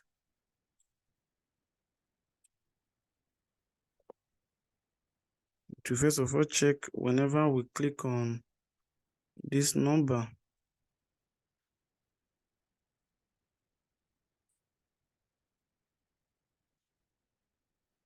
press Ctrl S, the format. What will happen in this case? if the index is equal to 0 when we click on it, which is this our index for the first switching of position, it will go and check. Then if while mapping, you find out that the position of 2 is equal to null, and the index of it is 1 in this case. So I will go ahead if null position is equal to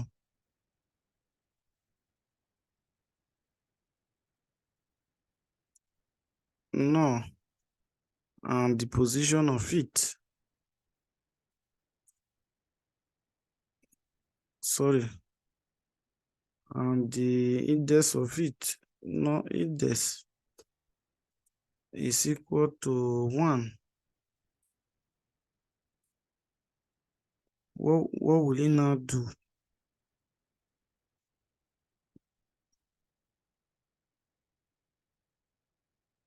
Now, these are the conditions that we need. First, it will first of all check whenever we click on this place, for instance here, if the index is 0, which is this one. And once that condition is met, it will go and check again and look for where I map through this array. Then whenever I found where this is just a variable here, we can call it another name that we prefer. Whenever it is null, it will also check if that particular index is 1, so as to know it's exactly this place. Then what will it do? It will first of all keep the old position and said, okay,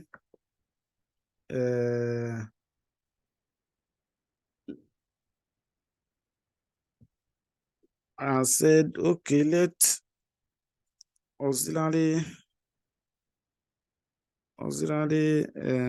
position should equal to our position before. In this case, we just copied the previous position to this new one and keep it there. We can now modify this new one, this our auxiliary position, then set back this our position, and said, okay, how do we now check auxiliary of index? This is when there will be some changes, which is auxiliary index should be this null, and auxiliary null index should be this position. Then I will say auxiliary position of index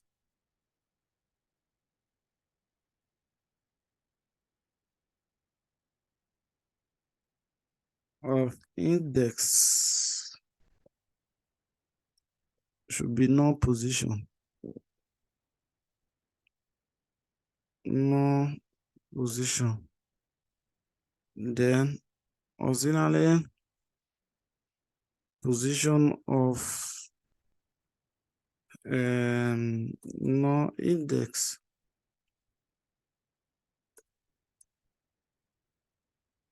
should be normal position. In this case, I have created a new array from the previous one, then modified the new array I just created. Then I can now set back our positions to this new array I just created. Then in this case, I will now say set positions, set position of auxiliary position. Let's go ahead and save. Then when I click on 5, nothing will happen. It only told me that I created position 5 where the index is 4. Then when I click on 3, nothing happen. Then I have to click on 1. Let's see. I click on 1, nothing happen. And we click on 1 again, nothing happen. Which means our project is not still giving. I think I'm using 1 ampersand instead of 2. Let's see. Now we just got the. Let's change this our 1 to 2 to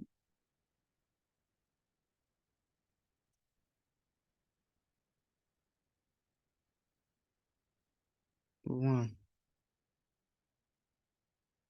Now I click on 5, nothing happen. I click on 3, nothing happen. I click on 6, nothing happen. I click on 1, nothing happen.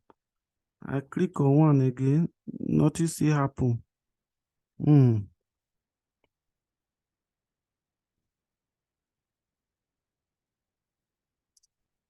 If no position is equal to no, and the index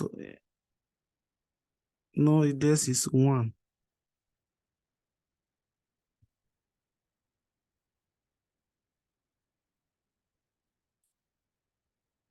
Mm,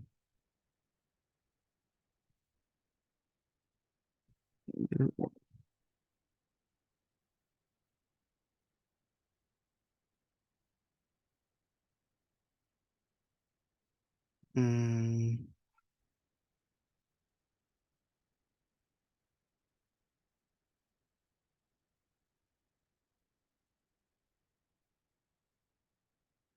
there is a malfunctioning of why this project is running slowly. Let me check. Now let me click on 1. Click on 1. It doesn't switch. Click on 1 again. It doesn't switch.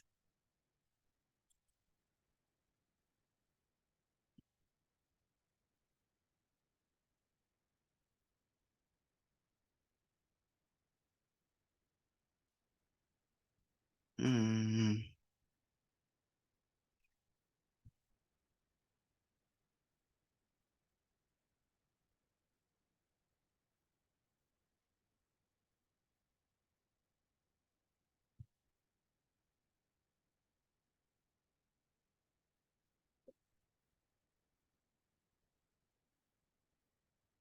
just a moment. Click on 1.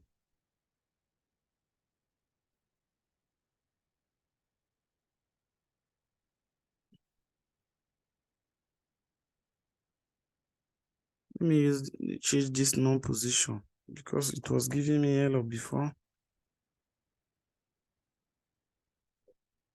Let me call it position 2.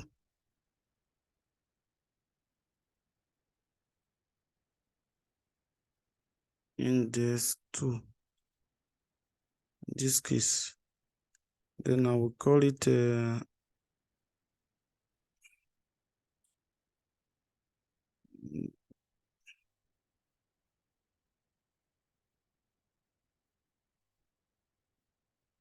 index should have a value of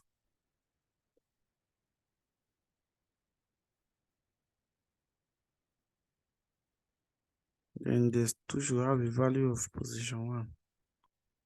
Then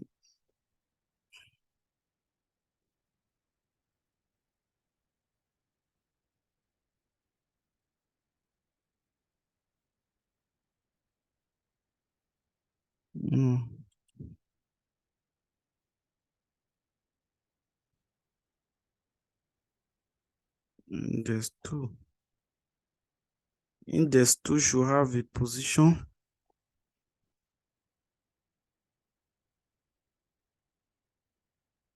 Now, when I refresh, it will switch, but Let me change this one to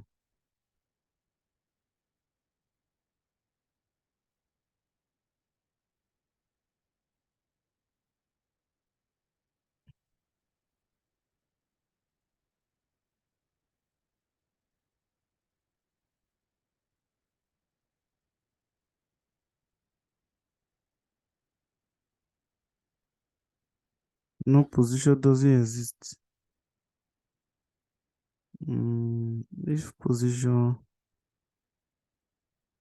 2, if position 2,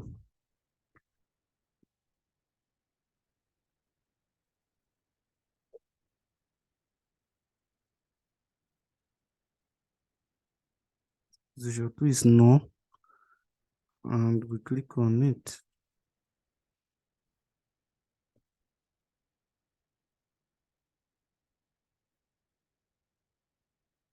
Yeah, we make use of this 2 is 1.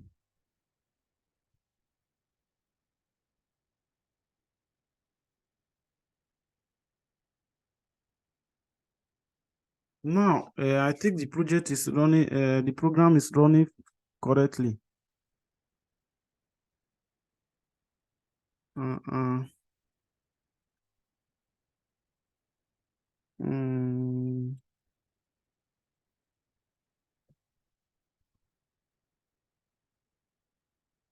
Now, just that there is a delay of this state modification in the React DOM. Let's check if we can resolve this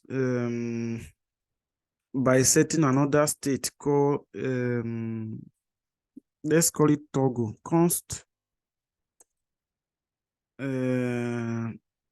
toggle and set toggle.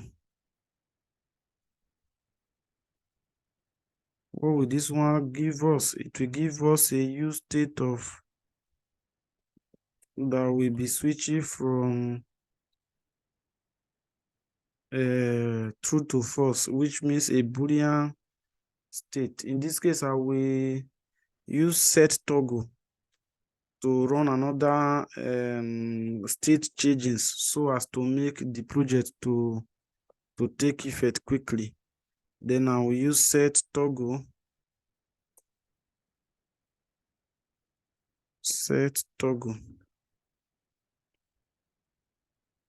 of not set of not toggle. So whatever the toggle was, it will change it back to another state. So there must be a changes. So I will save. When I click on this, it will switch. So it will change quickly. Now we have a condition that changes it. So when this our null is located at 1, how about if the null is located at 3, just as we analyze? I will say S if the if this particular condition is met, the position 2 is now position 2 is now and the index.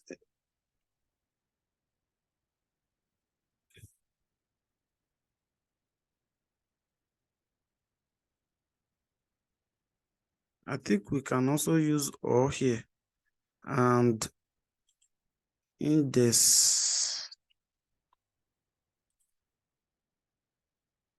or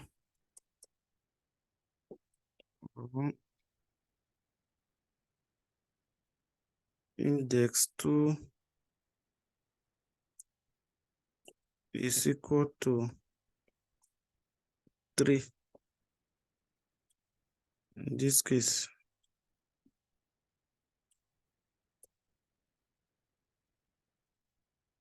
What is missing?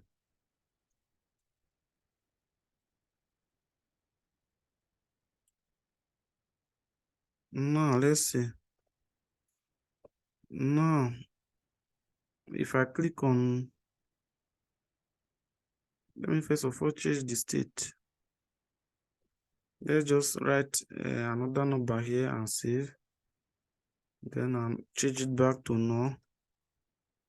And then I will save. When I click on it, it switch.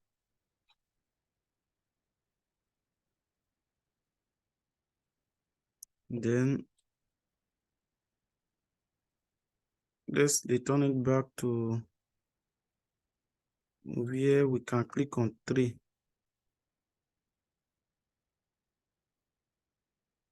Now in this case, assuming we have our null to be at the position of 4, which is the index 3. I will put 2 here. Then I will put null in this position of 4. Null in the position of 4, which means that when we click on this 1, the only 2 position for null is when it is 2. I click on 1, now it switches, which as we analyzed. So if the index is 0, so the button that we just click on is 0, the index of it is 0. Then if the null position is at index 3, which is where we were having 4, it can now switch this position. Now let's name them 1, 2, 3. Let's look for where the button that we just created, the index is located at 1. So we have index to be 1. In this case, we have 3 possible positions, 0, 2, and 4. Now, in this case, we can say, okay, if this index is 1, if the index is 1 that we just created, we just click on, what should we do? Go and check. The first if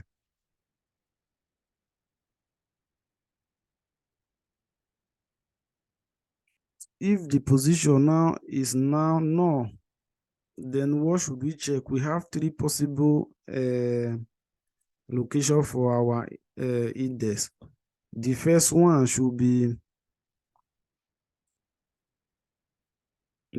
first one should be 0. Then we can also say, okay, if the index is 0 or the index is 2 or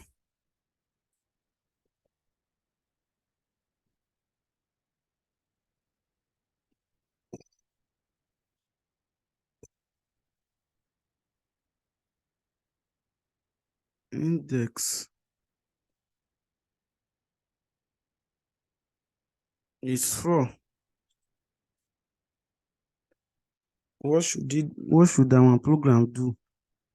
Now, assuming we have our null to be located at 2. Our null is now located at 0. So let's click on 2. Since we can move from here. Now you see, we are able to change between 2 and the position the empty space was. So this is how we can continue switching between puzzle. Now we just got how to switch from, because we already got, if we have position to, sorry, the node to be located at this index 0, and whichever position we are having, we can switch them. So these 2 places are working correctly now. Now the next one is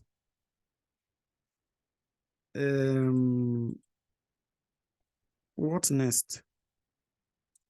When the button we are going to click on is located at this index 2. So let's go to the if. We have two possible positions for now, which is the 1 and 5. Then in this case, I will go and check. Okay, if index is 2, 1 and 5. If index is 2,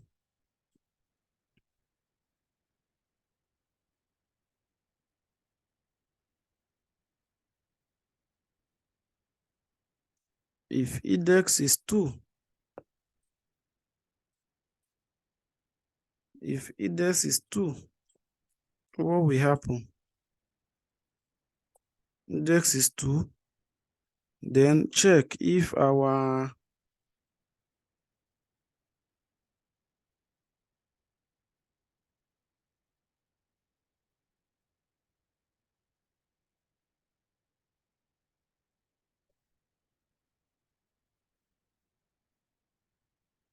if our the next position is none, index is 1. Then we now have 5 here. Then this second,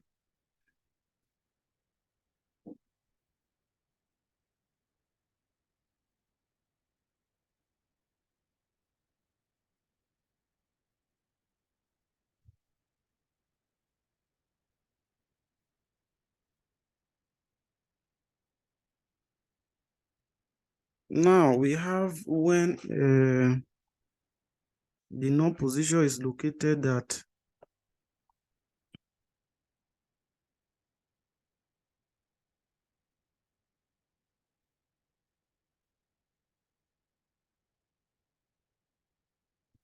we have where the null position is located at sorry, the index of the number we just created is located at index 2, which is this position which we just finished.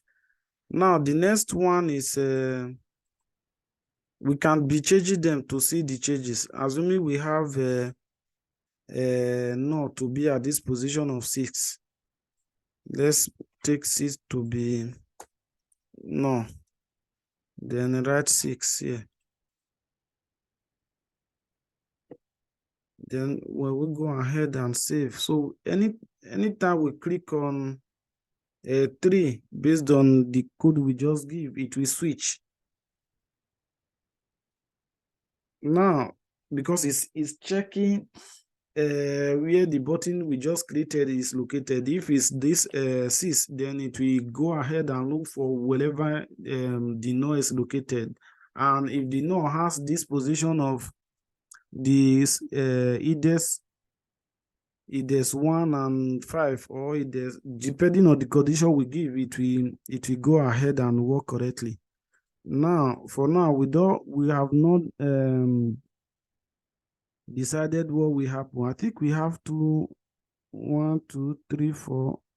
Let's put 4 here so that it will not be duplicate of 2 numbers.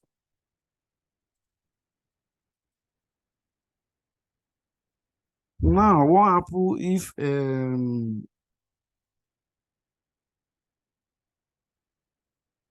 if the number we just created is we just click on is located at position 4, which is this place, index 4, sorry, which is this place. Let's go ahead and check.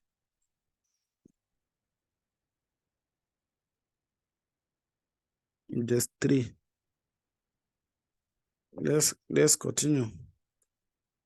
If we have index 3,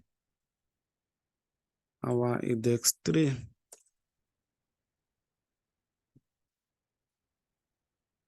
what will happen? Let's go to the file. At index 3, which is this one, we have 3 possible positions for now. 0, 4, 6. Let's go for 0, 4, 6. 0, 4,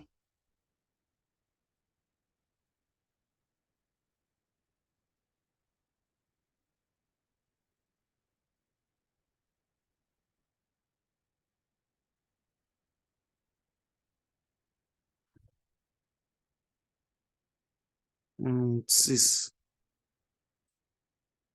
6. As we said, if the no now we click on it, nothing is happening because the no is not close to it. Let's put the no to the position of 5, which is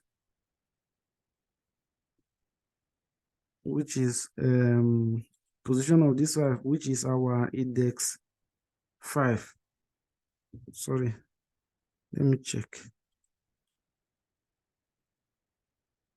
0, 1, 2, 3, 4. Here is 4. Here is 6. Let's put the null in our position 6. So we'll go to the code where servo is located. We take it to be null. No, we can put servo here. Then where we save, so we now have the null here. How about we click on this place? When we click, it will switch as well. Now when we click on the 6 back, it will not switch because we have not given some command. Now, as we can see, some of the positions are already switching, but not all because we have not completed this our command. Now, if the position of if index is 4, let's see what will happen. If index is 4, let's see how many positions we can switch to. If index is 4, how many positions can we switch to? Let's go and check from the file as well. If index is 4, so we click on where the index is 4. We have 4 positions, 1, 3, 5, 7. I will go back and said, okay, I have 1,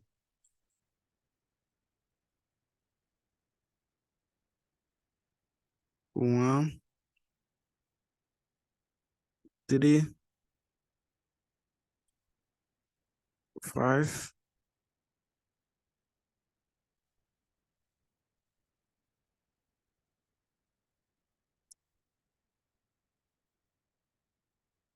7. So in this case, let's refresh. In this case, let's check, click on 5, it will switch.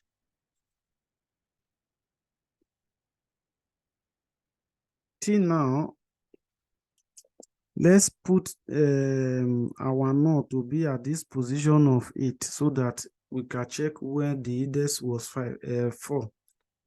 If we can switch the 8 as well. Then I will modify my array. The position of 8 will be null. Then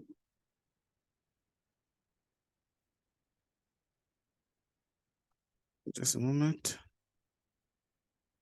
Here will be null.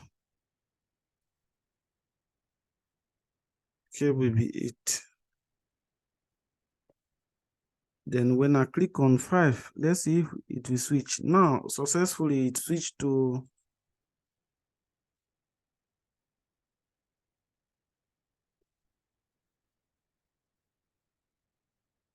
now the next one is let's check if when what happened to the seed when it is located at 5. Index is 5. What happened to this seed when the index is 5?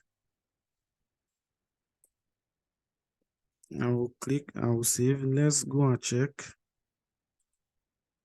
When the index is 5, we have 3 positions, 2, 4, 8. 2, 4, 8. Then I will go to my code.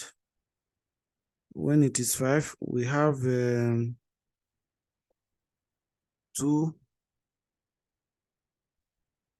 4, and 8.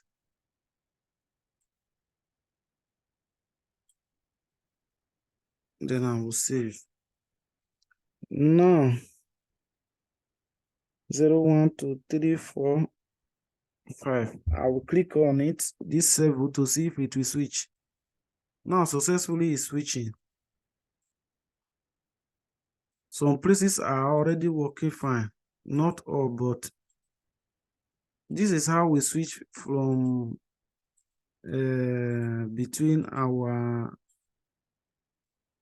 not all. Now what happens when our index is 6? Let's check again. Assuming we have index to be 6, let's go to the file. When index is 6, we have two possible positions for null, which is 3 and 7. When index is 6, we have 3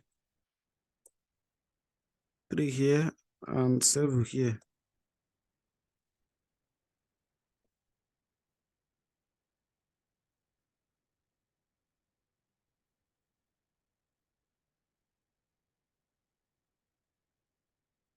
Now, the position we just want to click is 7. 1, 2, 3, 4, 5, 6, 7. We click on it, nothing is happening because the empty space is not closed. Let's make this 5 the empty space and see if we will be able to switch it. 5 here should be null. Then where noise will be 5.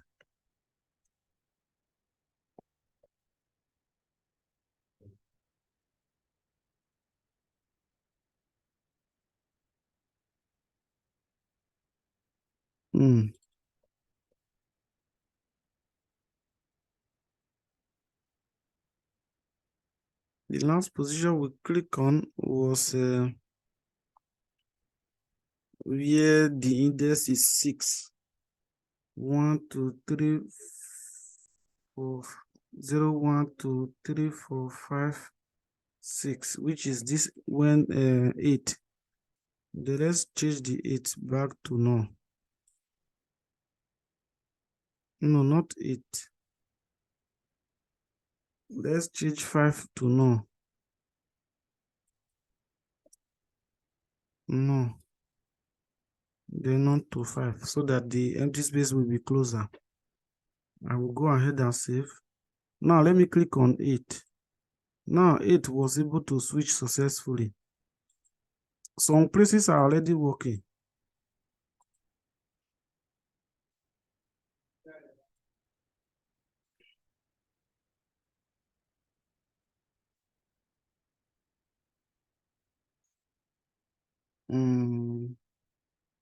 What happened when our index was 1?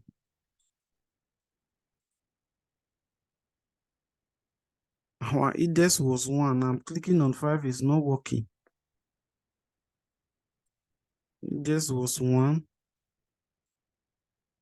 We have 2, 0, 1, 2, 3, 4. If index is 0, no. Index was 1, we click on 5, then index was 1. Then the position of 2. I think here should be 5. Oh my goodness. 0, 1, 2, 3, 4. No, 4.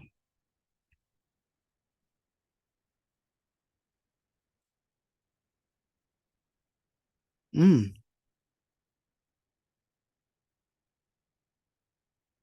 0, 2, 0, 1, 2, 3, 4.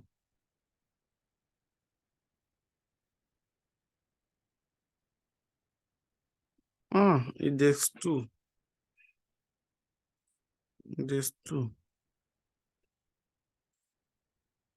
Successful is switching.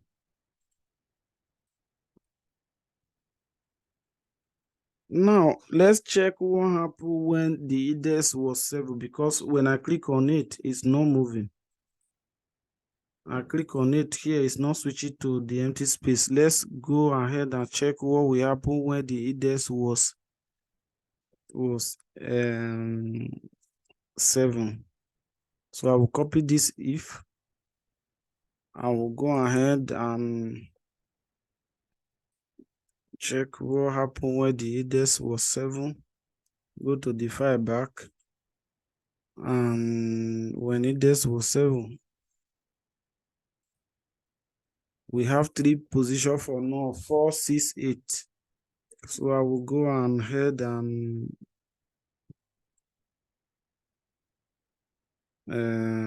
4,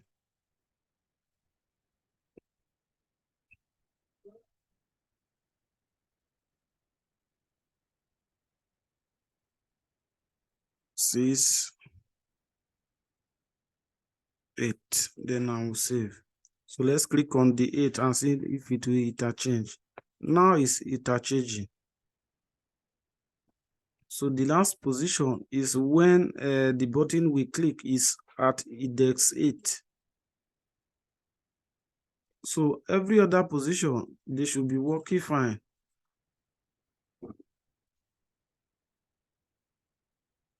Only when our button that we just click is at index 8. Let's check what will happen. I will copy this one, copy the if statement, and repeat it.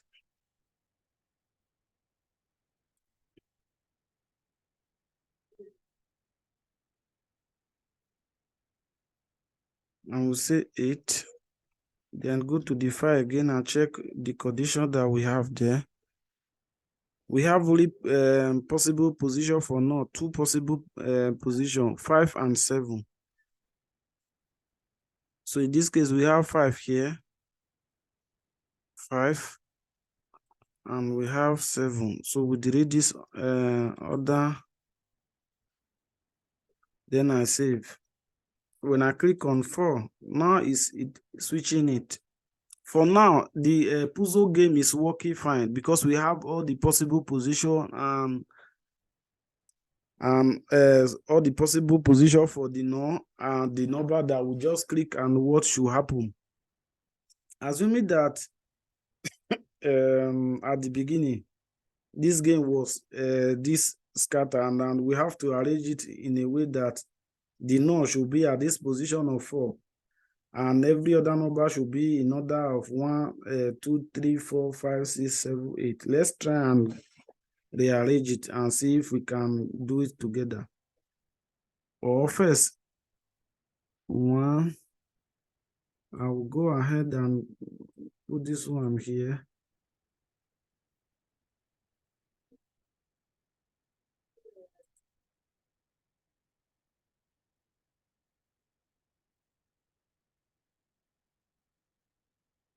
No.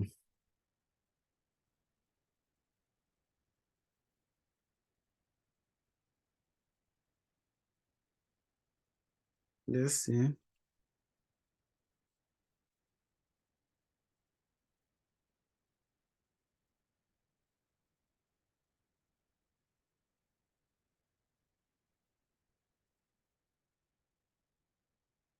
No.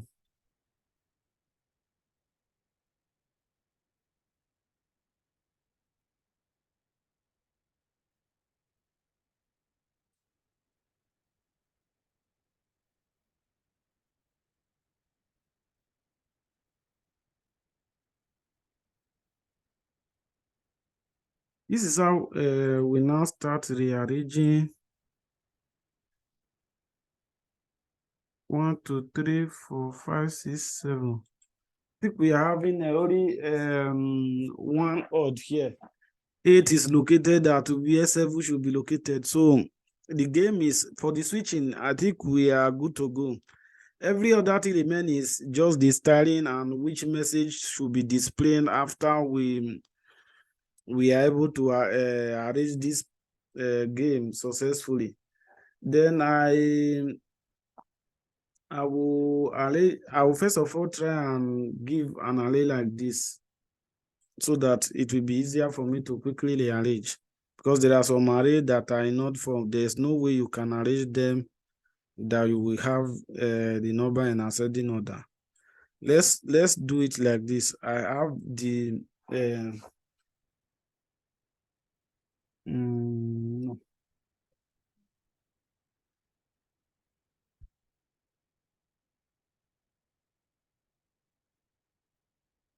No,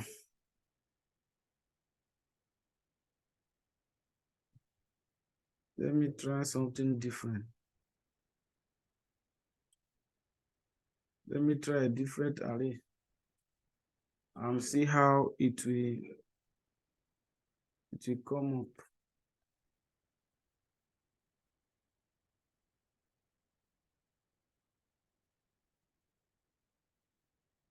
Mm,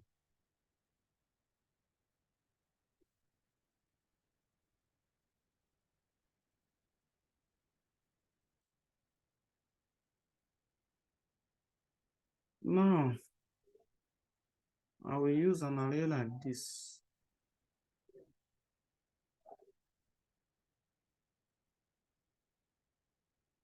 I will use an array like this that will give me an easier position of.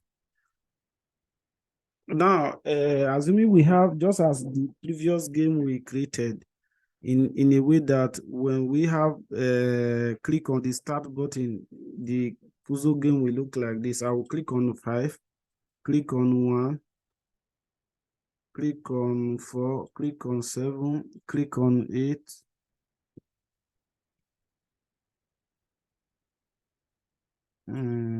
Click on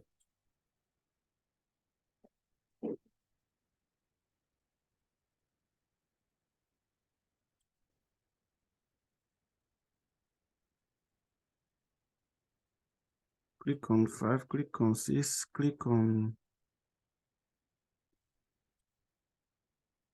4, click on 7, 8, click on 7, click on 4, click on 5, click on 6. Now we have successfully rearranged this game in order of ascending order. That we now have 1, 2, 3, 4, 5, 6, 7, 8.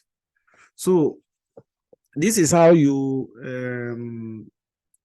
program this your puzzle in order for you to be able to switch between um, um, between the empty space and the number close to it.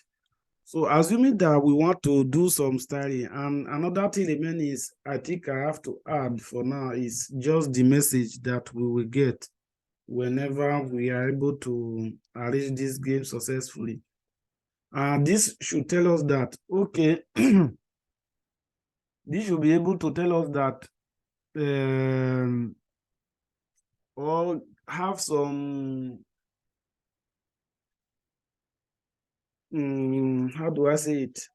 From the beginning, let's not just create only this position. Let's have a state that we can call initial position that will now help us to check between the position and the initial position, so that whenever the position is equal to the initial position, it will now do some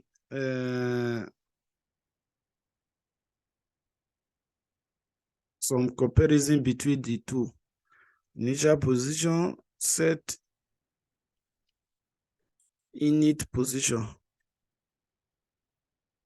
Now, the initial position should be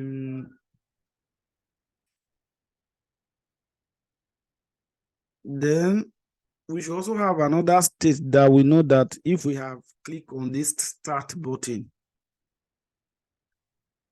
or before then, I think we should do some little styling to give this our puzzle game a background, a fine picture that we make it look very okay.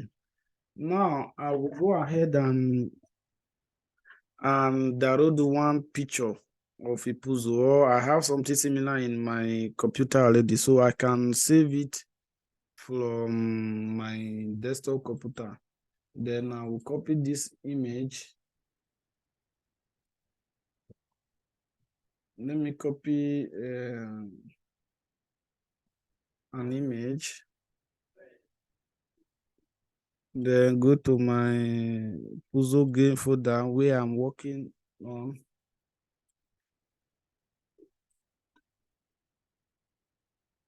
This is the puzzle game, and we'll go inside this asset where I have other images already. Now we paste it here.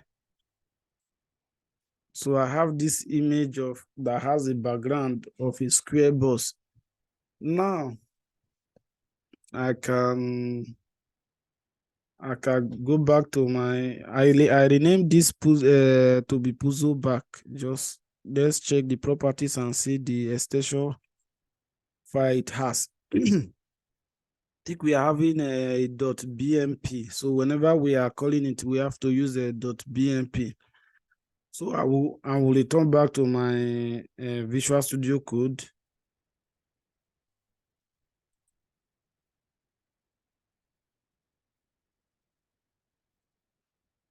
Now, instead of having this view inside our custom BTN screen, I think we can let's minimize this switch position and do some designing. Instead of having this view, we can have an image, an IMG. There is a React Native component called image background.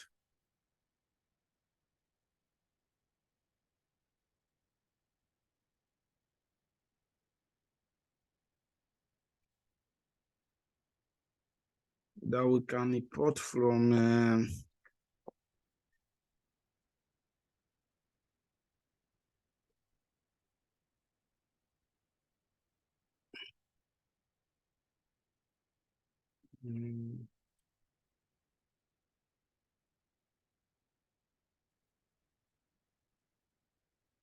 we can import it from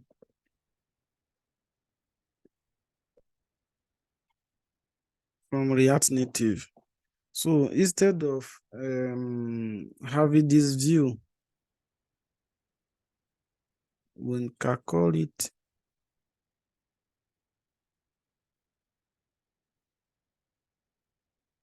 image background. Let me try something like this. Then let's do some importation of that.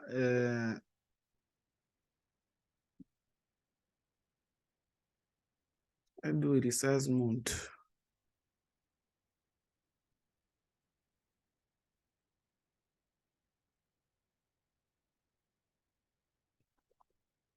Now let's import that picture we just save in our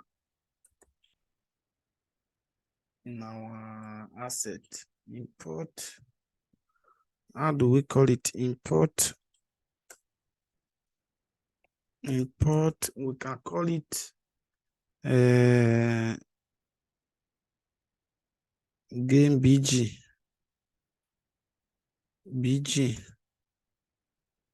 Then we import it from asset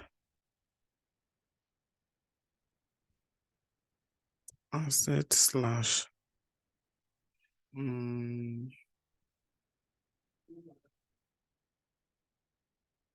zoom back.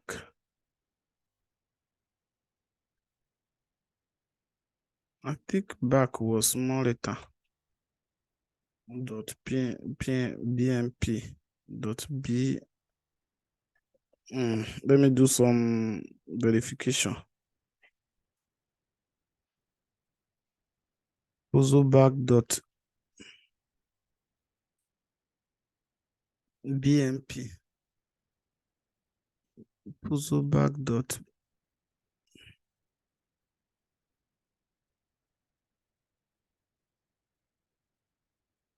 mp. Let's save. Then here, the source should be Source should be equal to this our game back. We just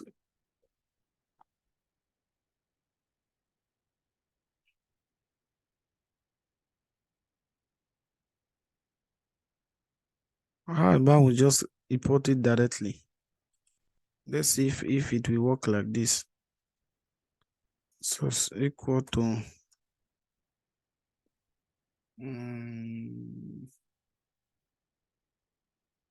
let's call it game back. Game BG. Let's save. Now we now have a puzzle game background that we can work with. Then we are having the background here. How about the resize mode? Let's say resize mode. Resize mode. We can call it stretch. We can tell it to stretch the size mode should be stretched. Okay. So now, as we can see, they are a bit out of this our puzzle back. How do we set it? We can tell our style puzzle container margin left should be margin top to should be 200. Let's see how it will shift them down. No.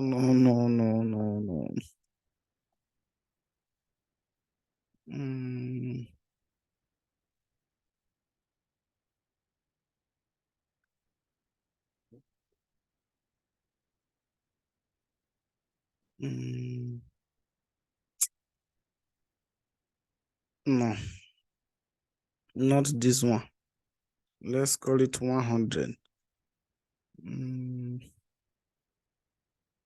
Now, in this case, this our custom BTN. I think we should give it another style.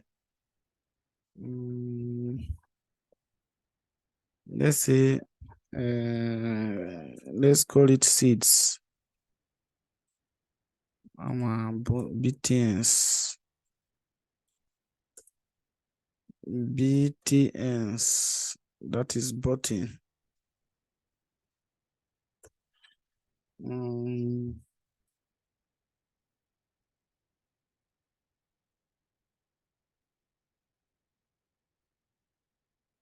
Instead of using this one, I think we can use PD to do something here. PD left.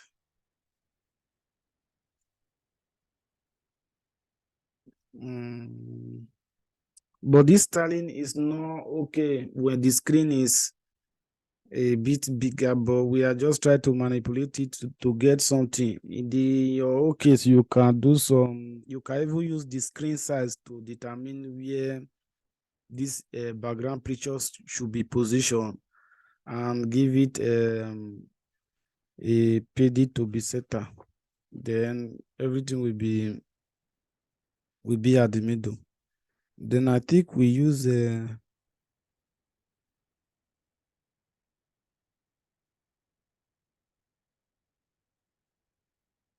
let's use justify content center.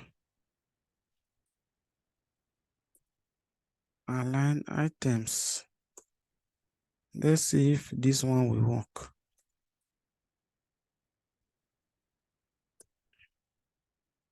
Let's see.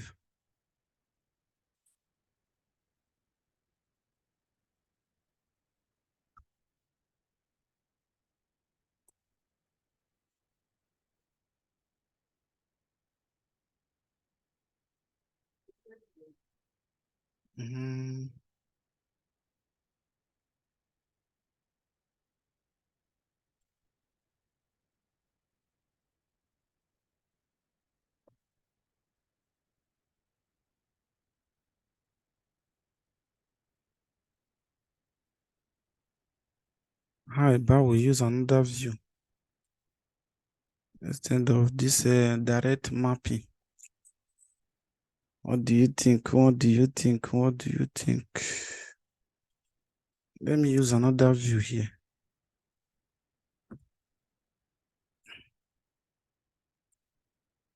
Which will now give us direct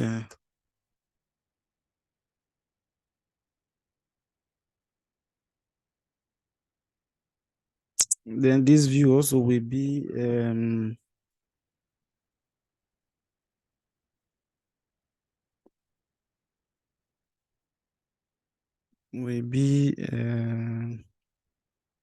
our puzzle seed. Our puzzle seeds. Let's call it puzzle seed.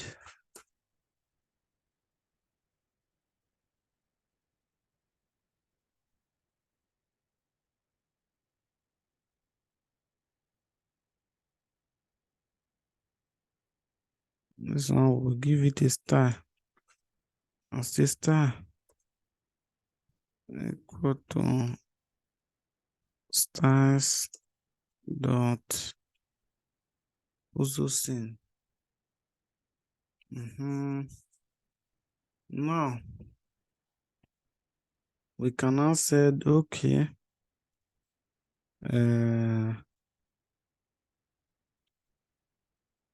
Margin of this one should be auto.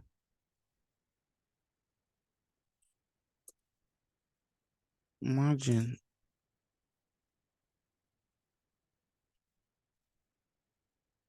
auto.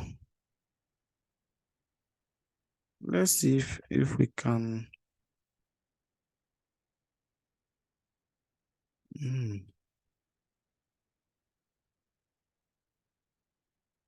It's not working. Let's manipulate these ones.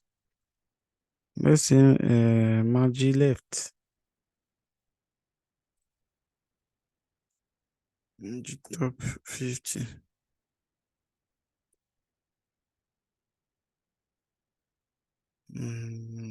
Take 60.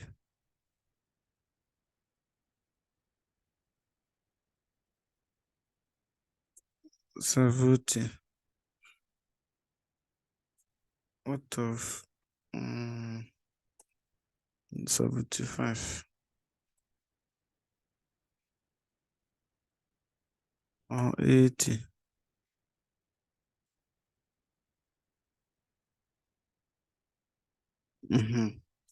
Now margin left.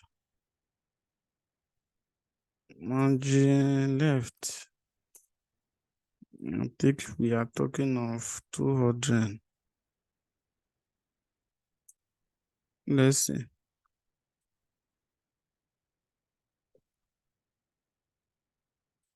What happened?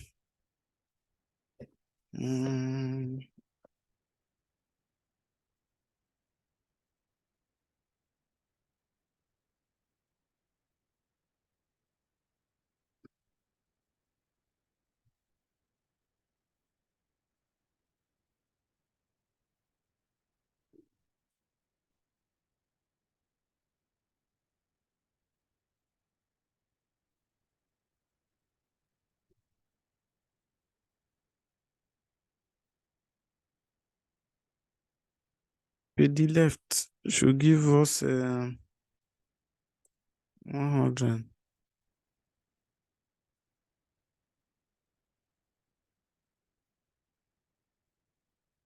Let's say 50.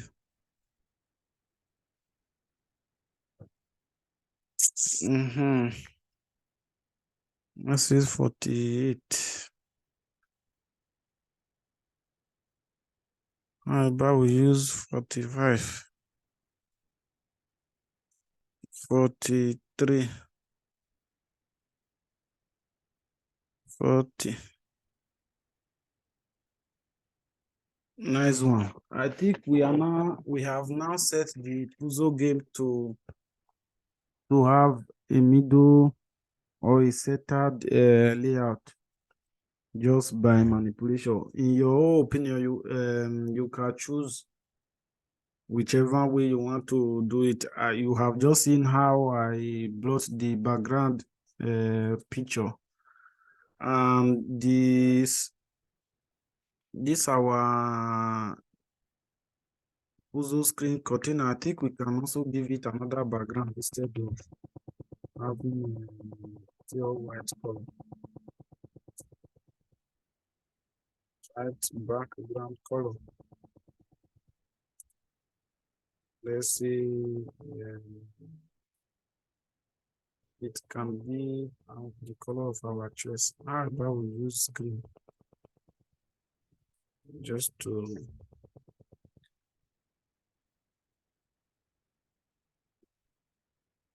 to have something cool. We go to the app and write background color and put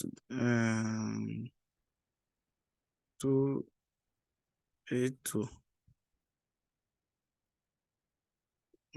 Now we have something different from what we have before. So the same application will be working. We click on 3, we click on this, we click on that. So we are now having different. Let me customize this our button instead of having green here. From our button, we can go to the custom button and change the background color that whenever we have something from our props, we should choose the background we prefer. I will go to color picker and pick any of this color from them, and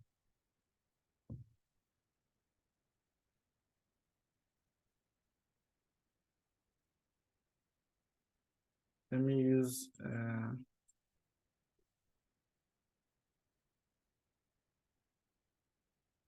which color should I use? Let me use something like this.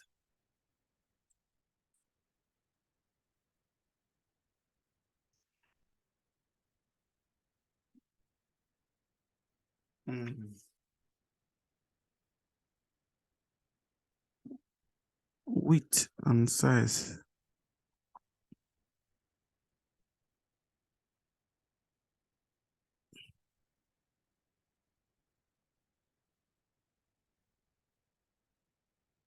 I think I was having border width.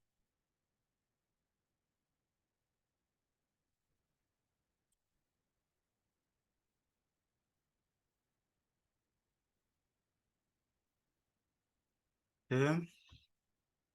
Let's this container, I just give it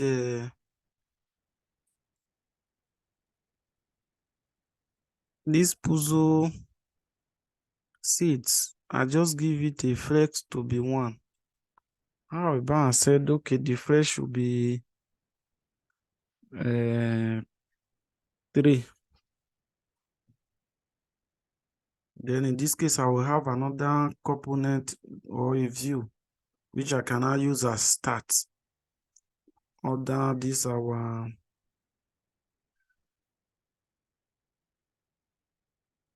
then have another parent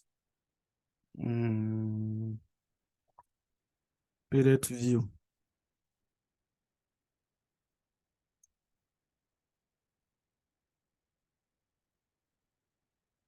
Then the parent view, we have another view here where we can write give it a test. This one we have a test. So in our test, we will have a button, just start. Let's call it start.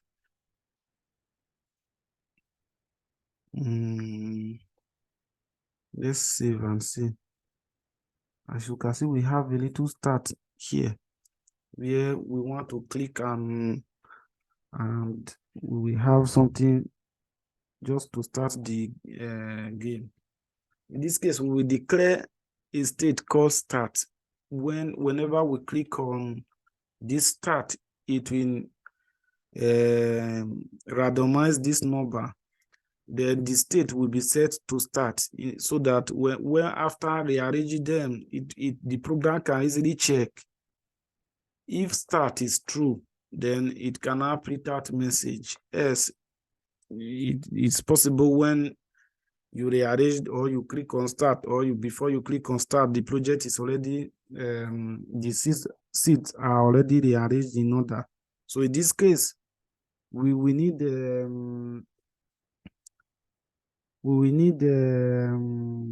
state. Let me use touchable opacity for this start instead of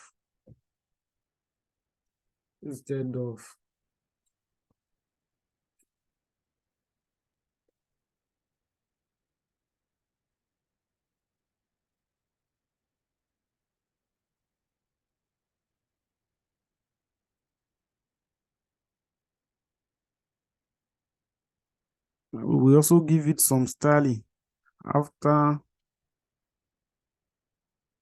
think we have not imported touchable opacity here.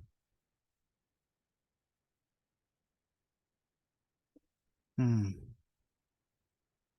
me import touchable opacity.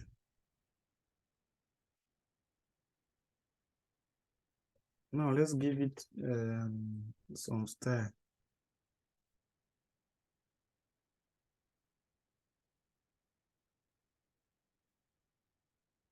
I have this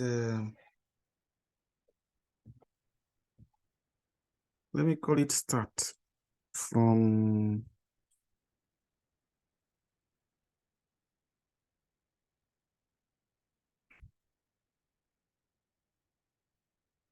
let me call it start. Then I will give it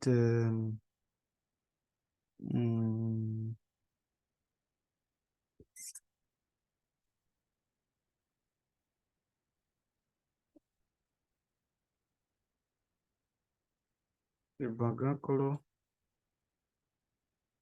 and the width to be, let's give it height to be 80.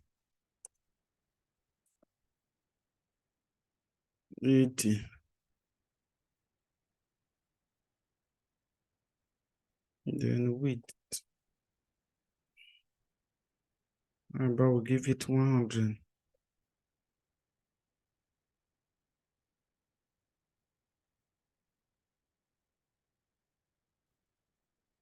Background color should be, let's use this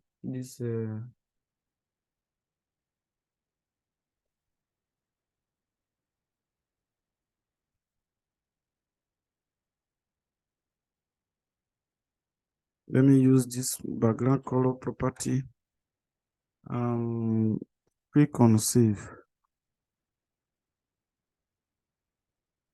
Then the style, we have to pass this style to our touchable opacity. Style is equal to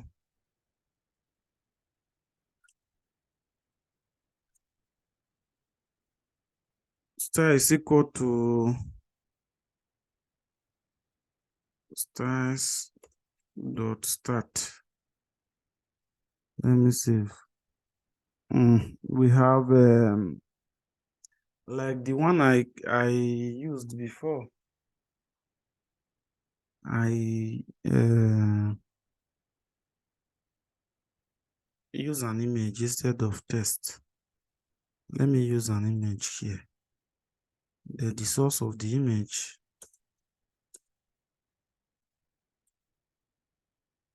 source will be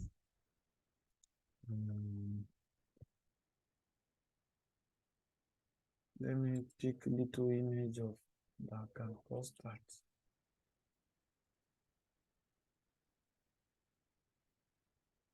Copy the image, then I'll go and paste it in our asset. This was the image I use as our start, but for time, I will not be able to design everything just the way it looks beautiful. So we will just do it lovely. So if you have your time, you can do it. And if you have any challenges, you can also write me a comment, or then I will reply to you. Then I can go to my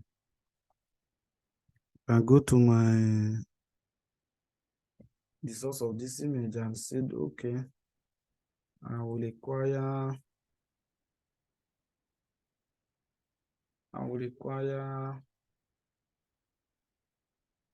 from assets. I'll say require.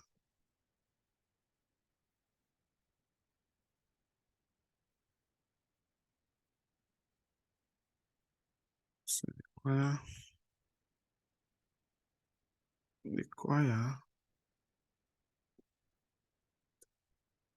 mm, Go to assets. Want to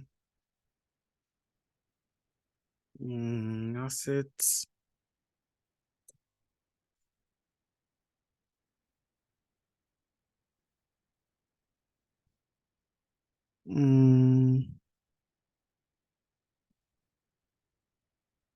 What is the name of this button? Start dot waiting. Start dot png.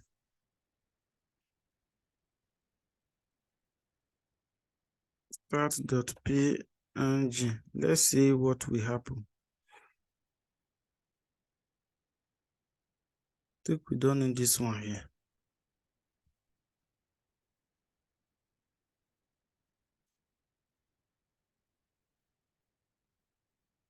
Mm.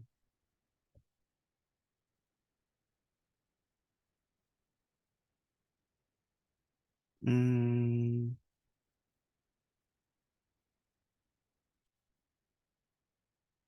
Let's give it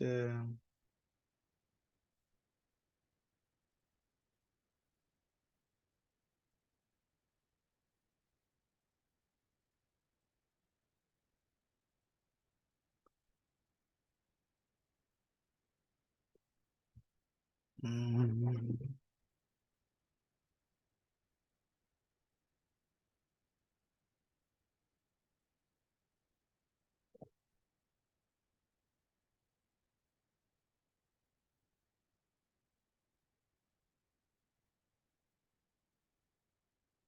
Mm.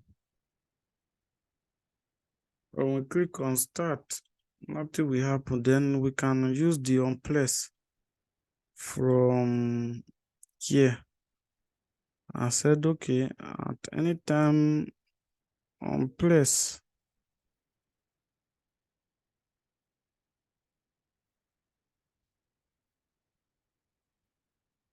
What will you do? Go set our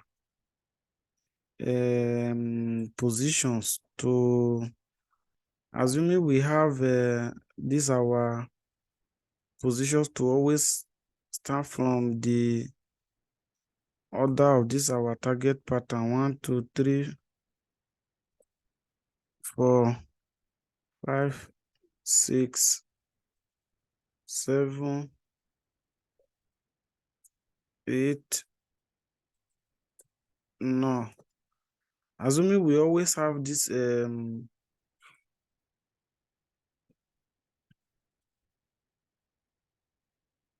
it's giving us error from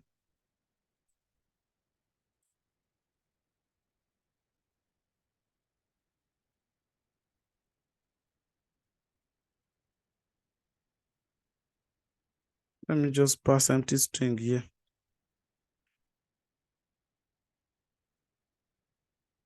Assuming we always have this array to always start this way. So at the beginning, we can say, okay, at any time we place this one, we place on the start button. Run this our hello function that we set the position.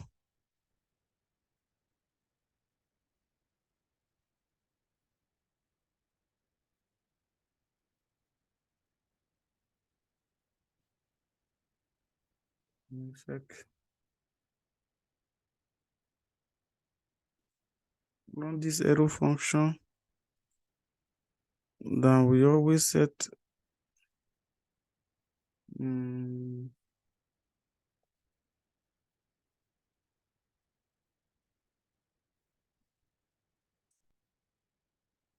set positions.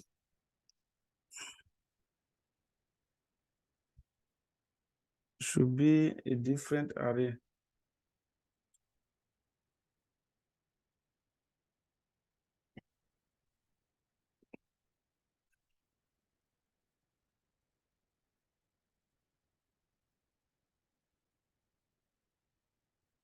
Can say, okay, do it like this. Anytime we click on this start, do some changes. I will click on it.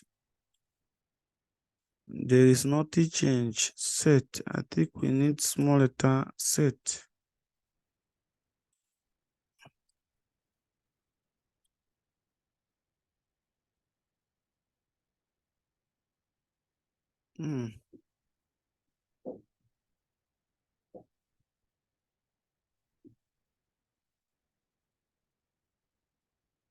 How did I use?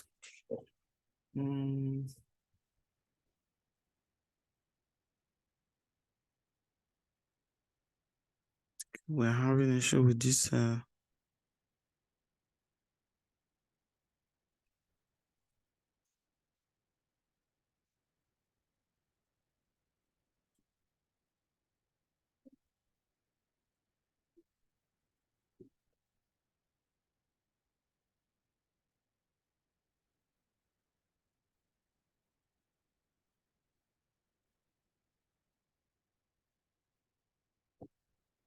Whenever I click on start, they should set our position to be another.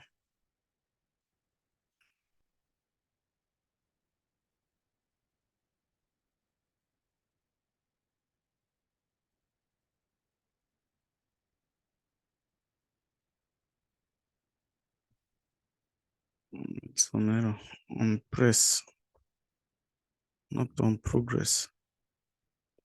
Now I click on it. What happened? What happened?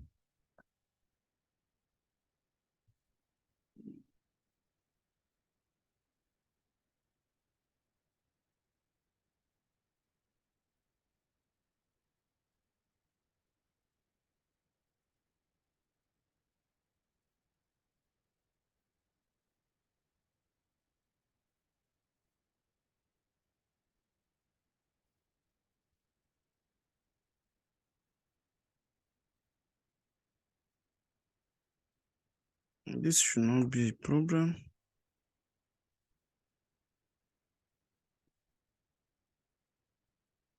Why is it not working? Let me refresh. Let me refresh.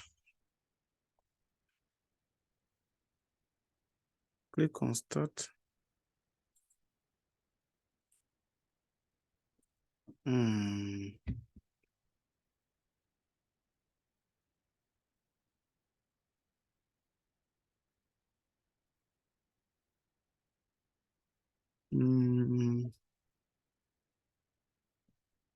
Let me create. Let me cut set toggle.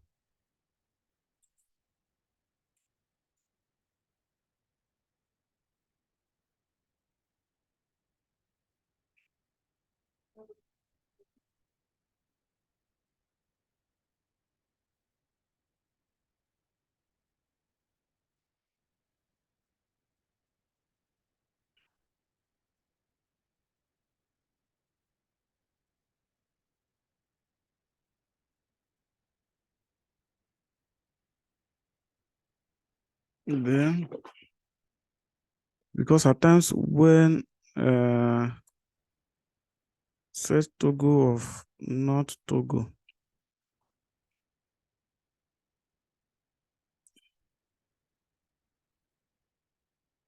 let me then click on it. What's going on? Set positions.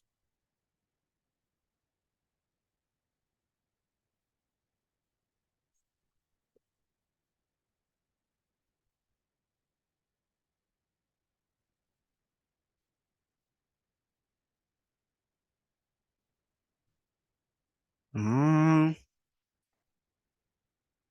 the set position, let me use an arrow function as well.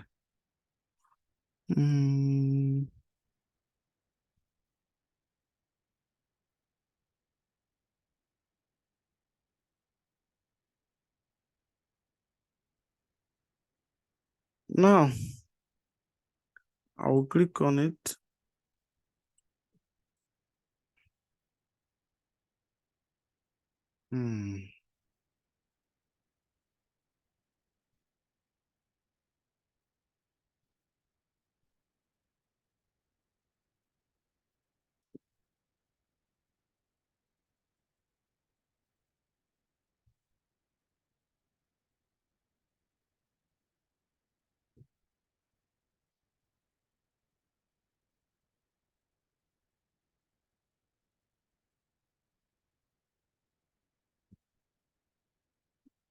I'm having some issue with the set position. Whenever I click on start on place, it should run this should change the state of this our array. Then I don't know why I'm having issue. Let me delete this set initial state. Then I will go ahead and click. Let me rerun this project because let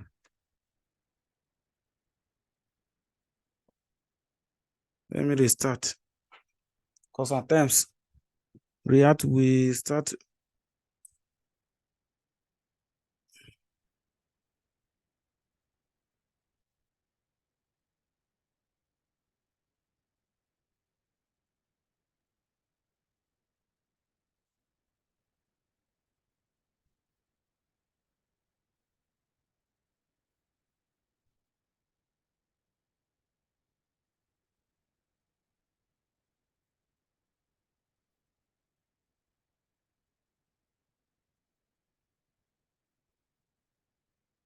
Let's restart the project and see if we can get some changes because I'm unable to see the modification. Let me click on start. Notice thing happen.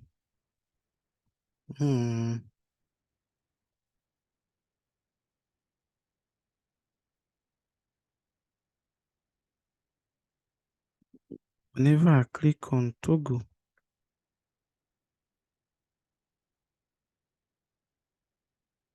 set position.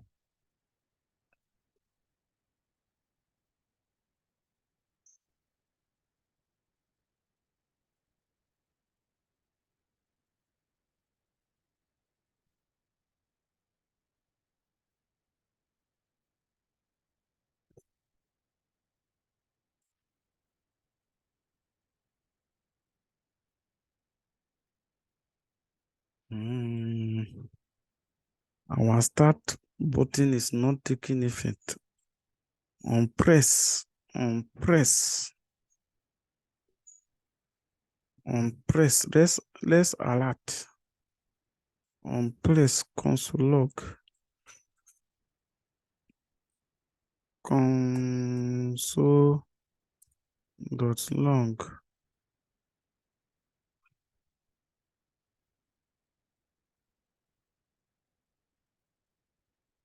Press.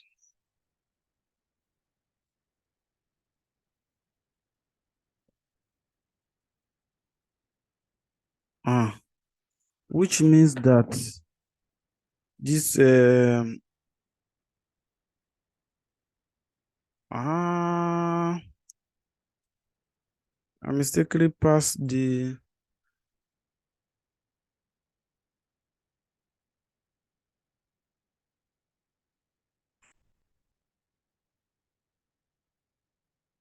should be for touchable opacity, not the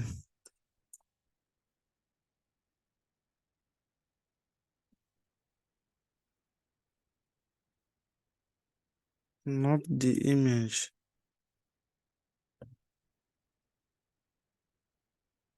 Fine, it's working fine now. So whenever we click on start, we can now randomize this puzzle seeds. Now the next thing is to create another state called initial state, just as we have created it before, which will, or initial position, which will take the position of this array in order, then which we can use to compare whenever there are changes made to our positions.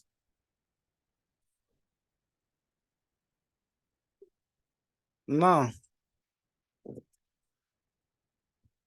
we can have another state called start, which will be of a Boolean state. We call it const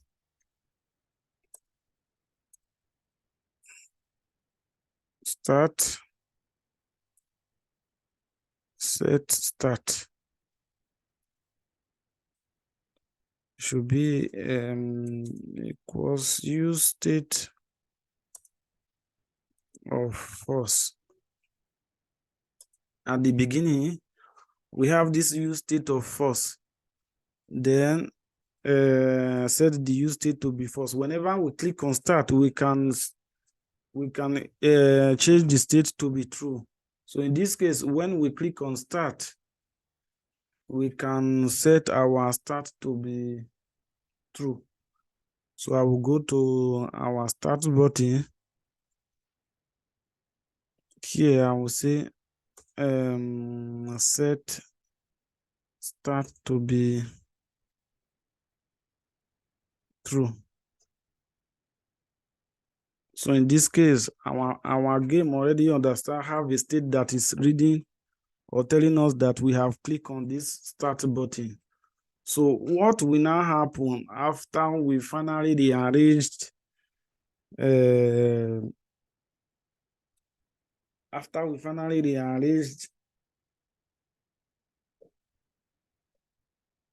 this our puzzle game correctly? So I think from the way I've noticed, we have two possible ways to arrange this game in order for us to get it right. The last button should be when we have 6 in this our empty position that will now go up, then the down will now become empty space. Or when there is 8 here in this our empty position, that will give us, when we click on it, it will now move to this position of 8. Then the remaining area will become empty. So we have to go and check when we click on this 8, when the position of this particular button we are clicking is 8, and at the same time the index of it is it should be 8. I think we have 9, because when the position is 8 and the index of it is 8, it can now check again if now the correct position is equal to the initial position, which means everything is in order. So at this point, we can now print a message and say, okay, we have successfully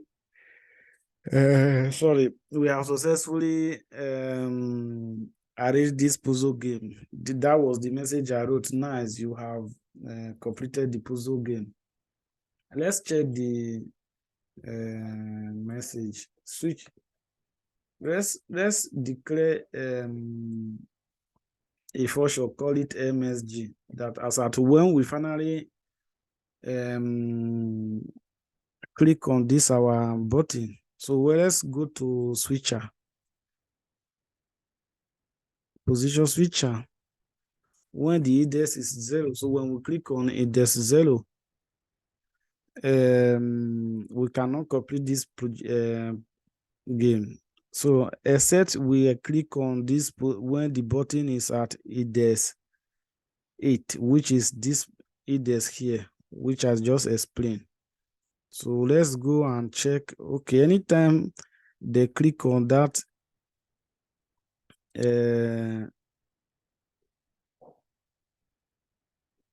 index 8,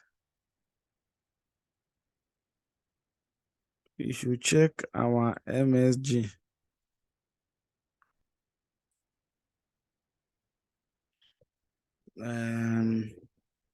Let's write a function, call it MSG. Now that we have clicked on when a button was at index 8,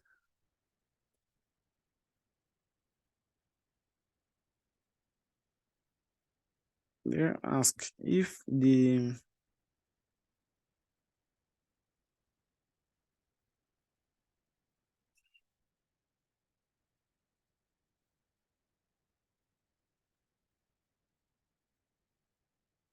now it doesn't need to check where the null was in this case.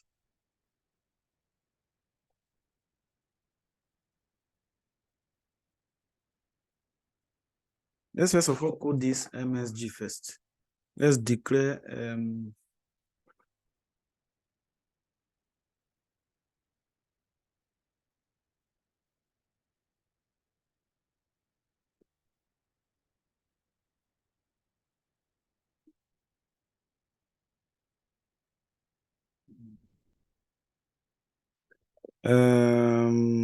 just a little clearance. Let me put this MSG here.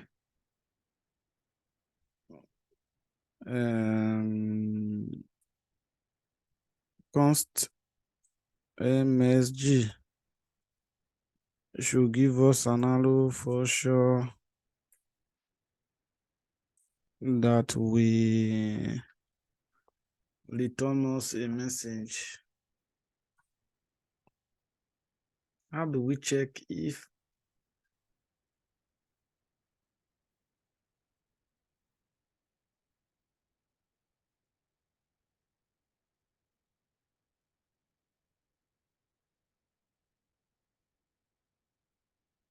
now I will do it like this. I will say, okay, first check if our state is equal to, if our start is equal to true. If start is equal to true, what next do you do? Then you should go and check that positions, or that our array position. Then check if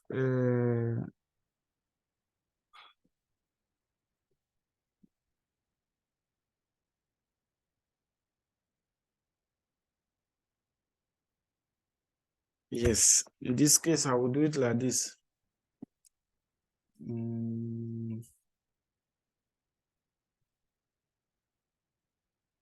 I will return something like this. First, it will go and check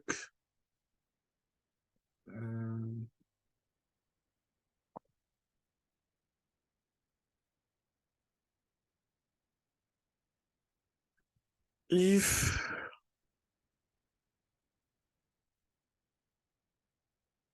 start,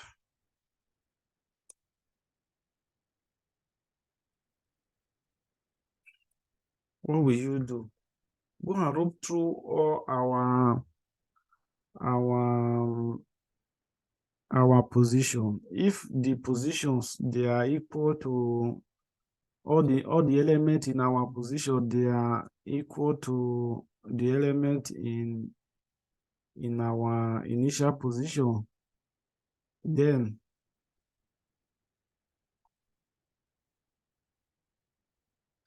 you can set a variable that will give you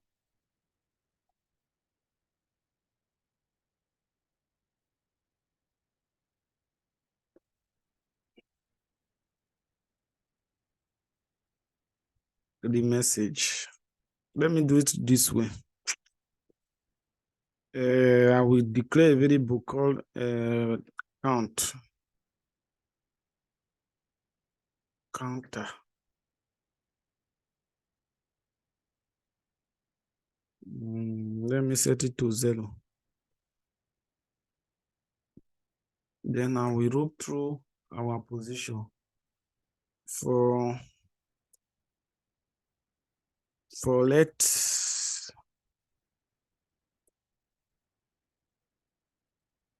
I equal to 0.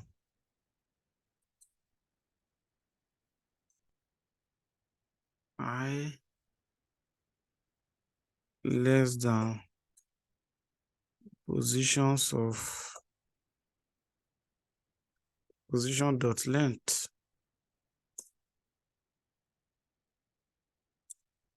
I plus plus.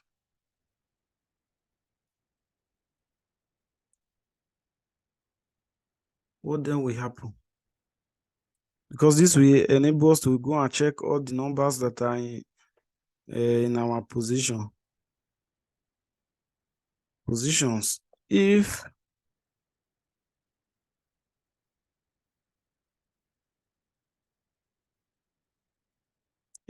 positions of I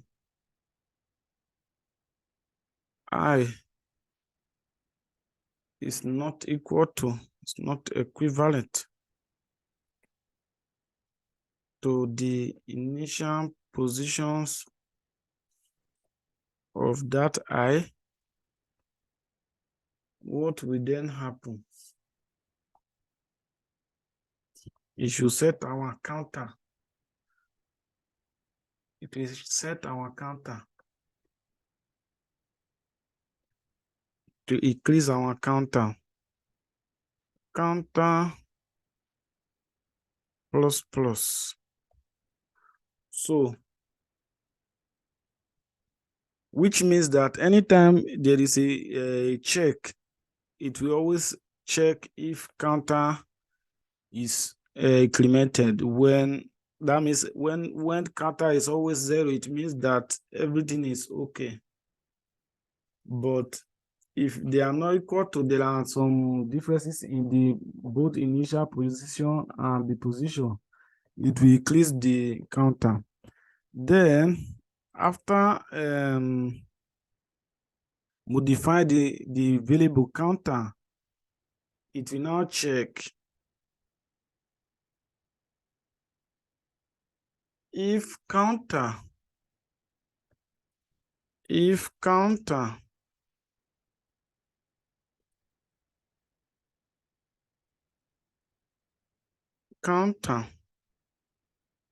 it should give us a message alert.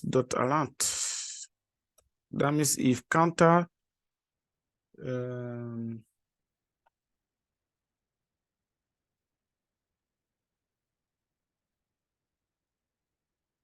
if counter is equal to 0, which means counter was not incremented.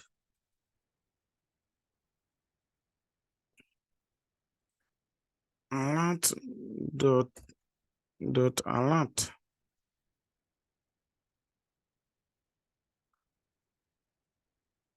What should our alert give us? Should print us a message. Nice one.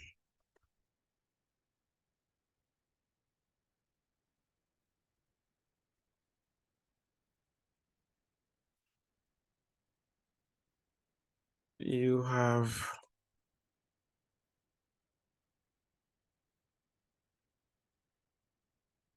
the message, the puzzle game.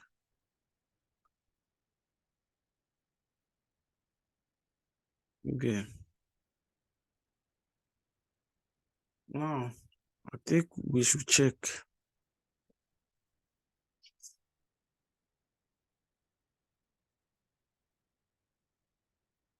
Now, before then, so that let's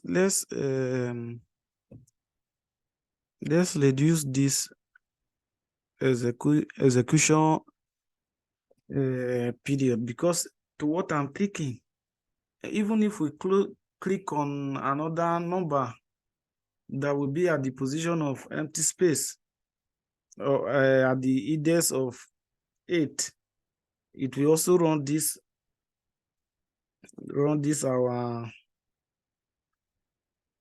our message. Let's see if we can minimize this execution and say, okay, only do this when index is 0 and position is 6 or 8. If index is 0,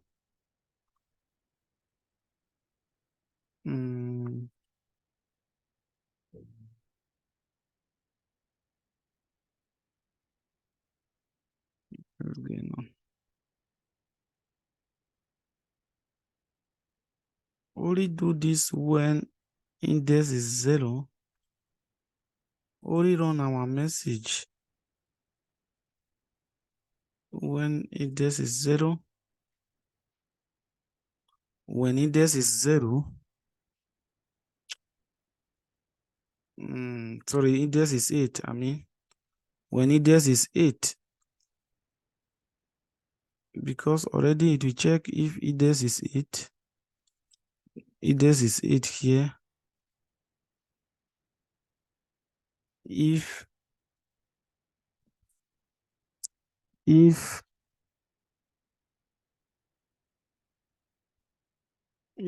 position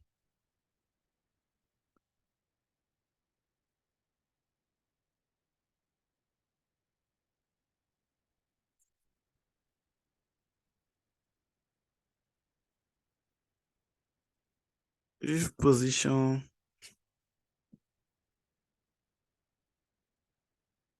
I think we can run this out of the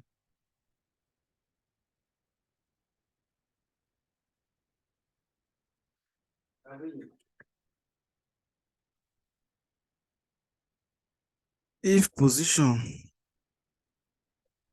if position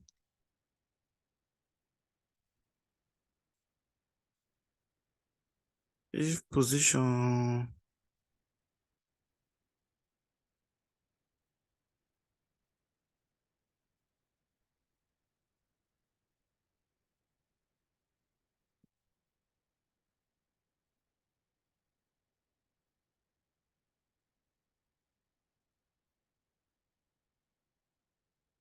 if position is equivalent to 6 or position is equivalent to 8, do this check. Go and call MSG boss. Go and call our MSG. So let's check now. Now that we have finally, let's check because I have a little doubt, but let's search. Then I will click on start.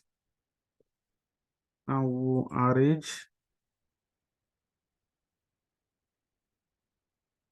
I will arrange.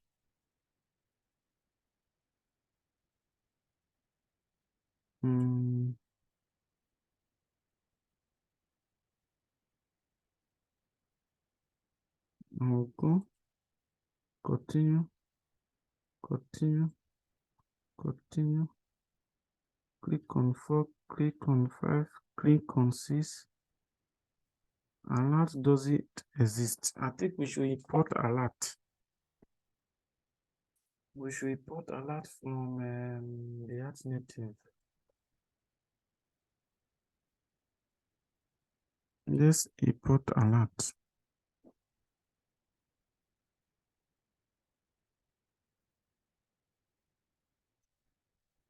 Let's save again. Then we'll click on start. I will click on 5. Click on 1. Click on 6. Click on 5. Click on 3. Click on 2. Click on 1. Click on 7, 8, 1, 2, 3, 5, 6, 4, 8, 7, 4, 8, 7, 4, 5, 6. Now, as you can see, we have this alert printed on our screen. So this is how you create React puzzle game with Expo. So if you have any questions regarding how, or there are some difficulties arriving at this point, you can write me a comment on this video, then I will explain everything to you. Now, looking at this image, we use a background color to give this to render this our custom BTN. We can have some conditional rendering, or we can choose to say, okay, this our custom button should be an image, which means we don't really need this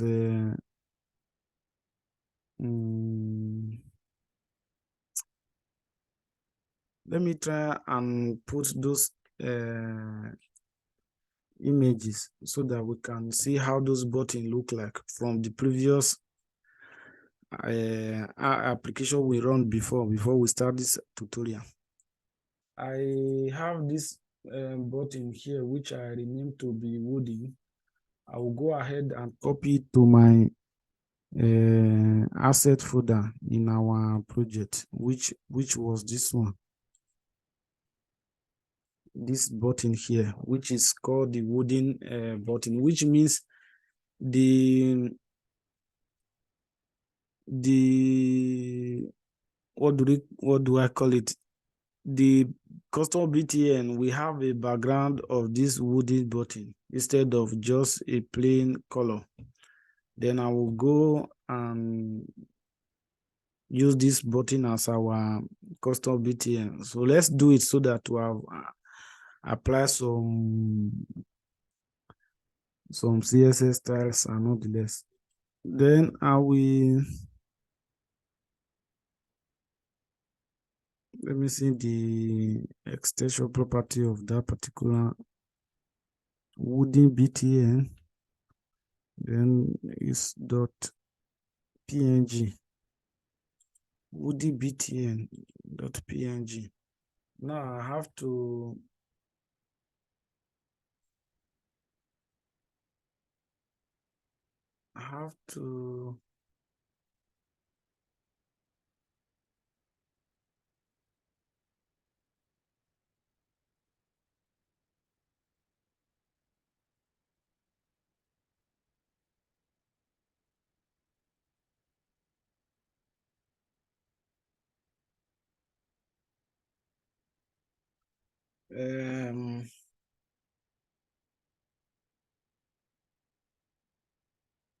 let me go to custom BTN and have this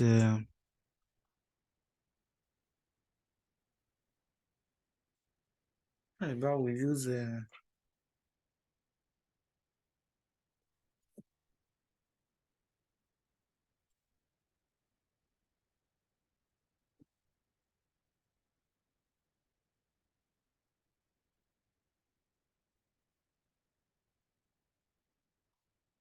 let me return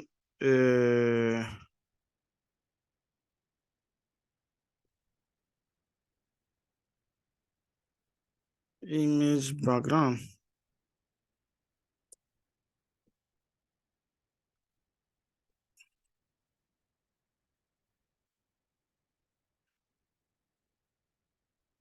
Image background.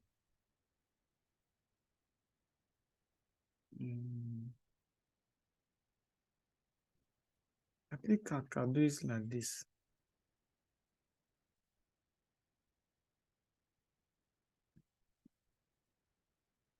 Let's do it like this. If the props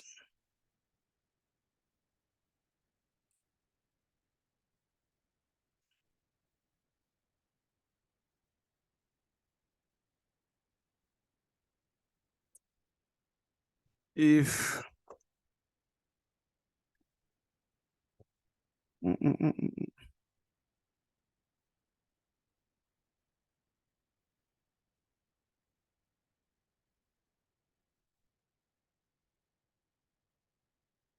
if props dot label, that means when there is so as to have this dark empty space also. If props dot label, this is what we are to return.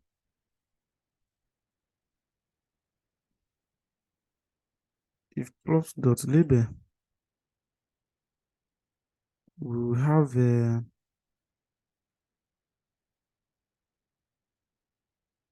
we have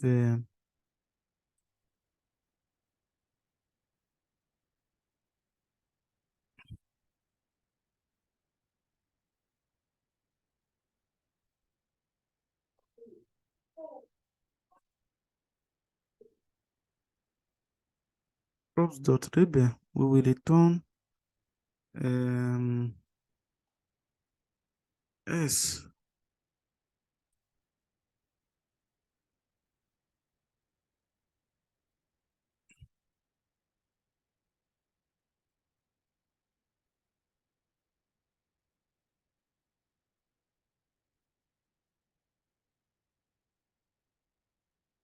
Let's do it in this way. If prop has label, we are returning that button. Then otherwise, it will return an empty, just like this button with no color. Now,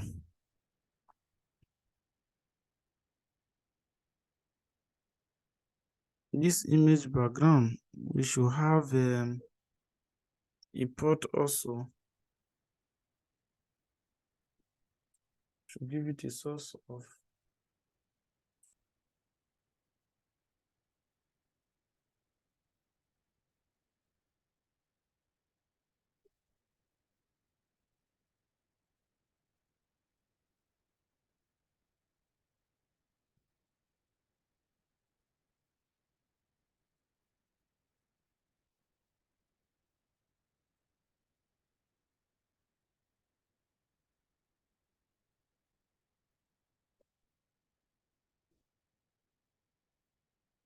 what was the name?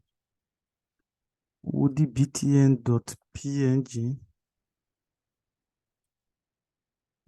.png png.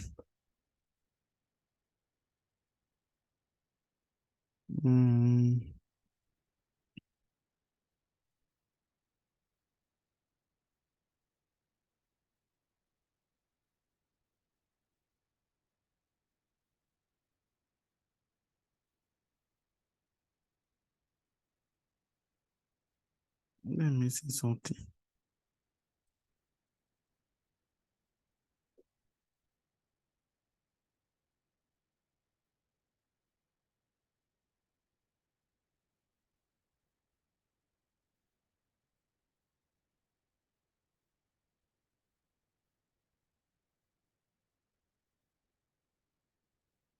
Now, in this case, let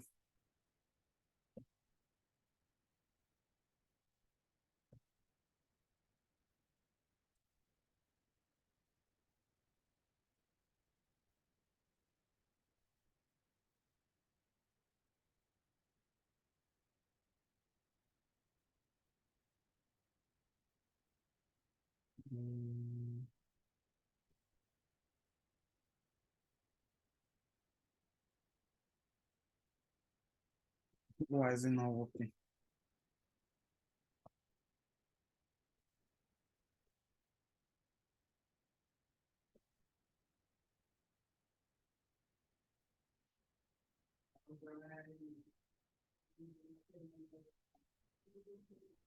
I think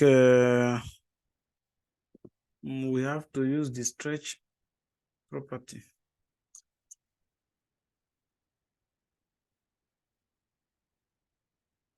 from custom btn.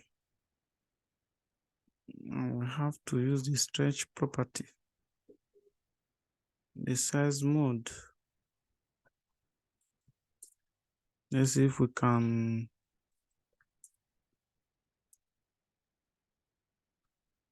the size mode.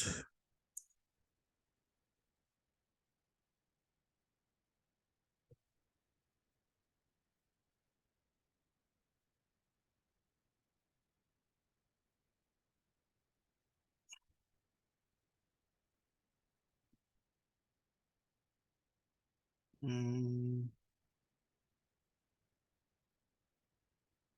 me check.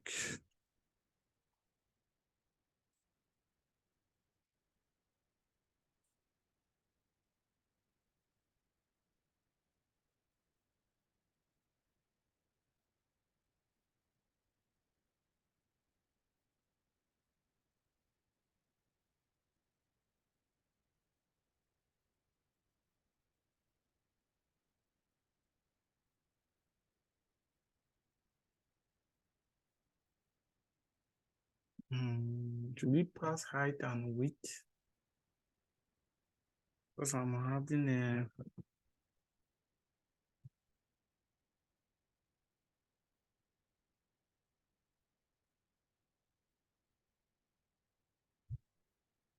the image background should be here.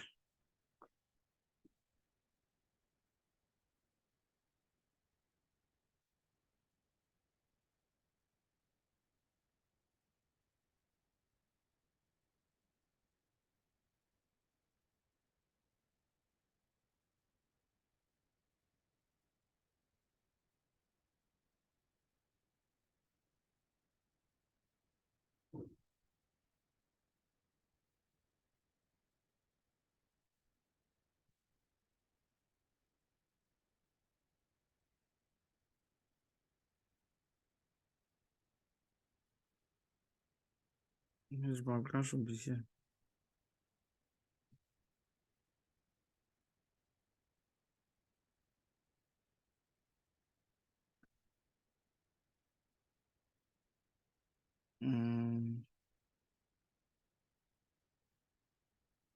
Let me do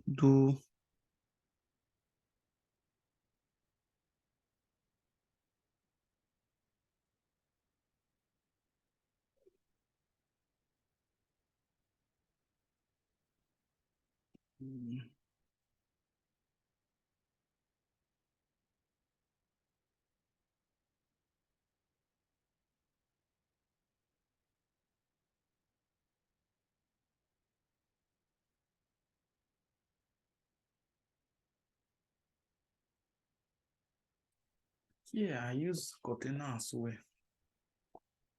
Just a moment, just a moment, just a moment. Here I said return touchable opacity.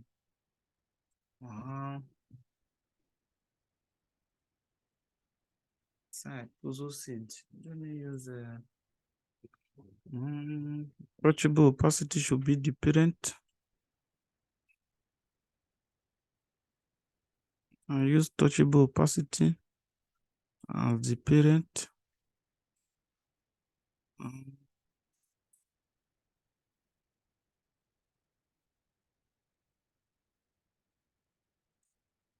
Yeah, I use touchable opacity as the parent.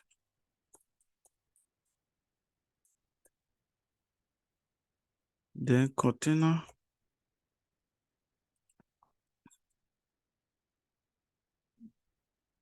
Then I have another style dot.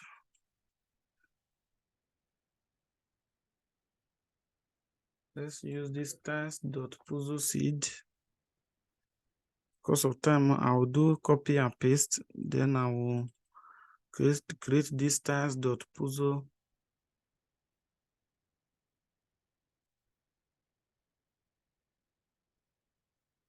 I will create style here. Const styles equal to style sheet dot create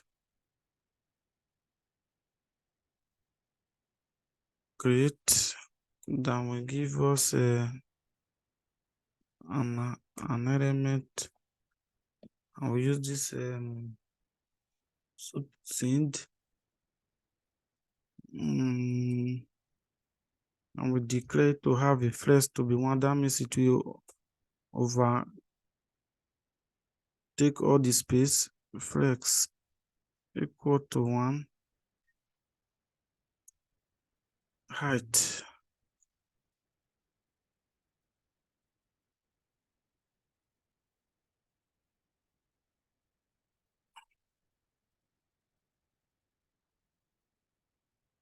should be 92.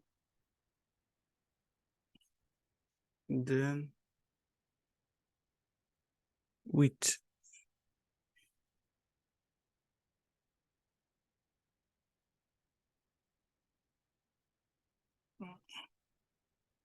let's say 91 as well, or 92, and see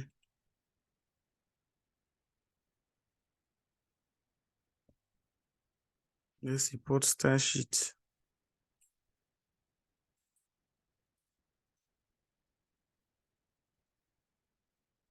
Style sheet from React Native.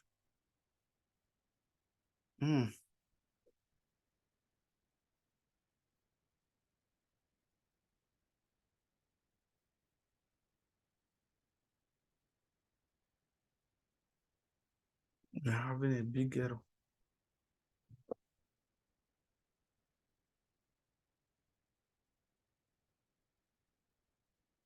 Let me cancel this trench and see.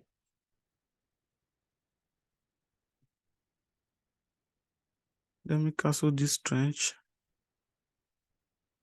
This resize mode.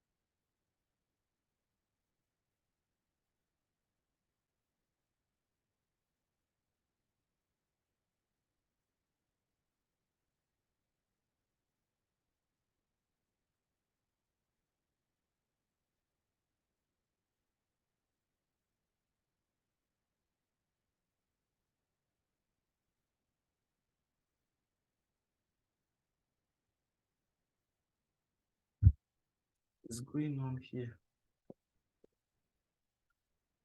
BTN dot.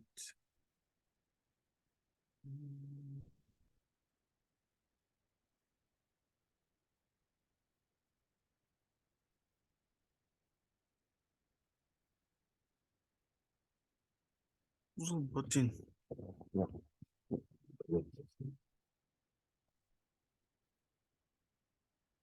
I'm having some errors.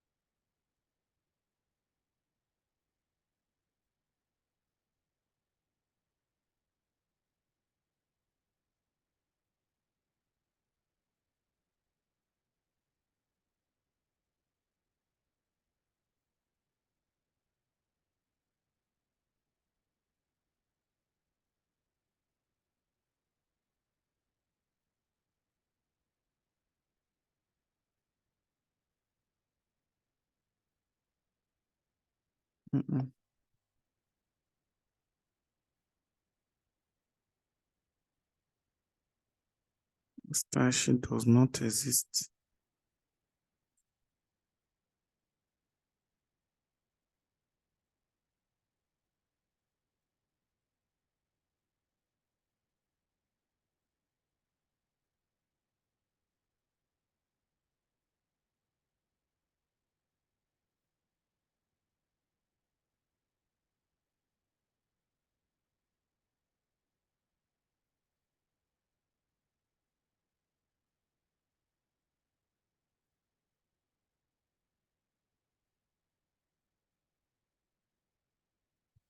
Wow, we have an error of style sheet.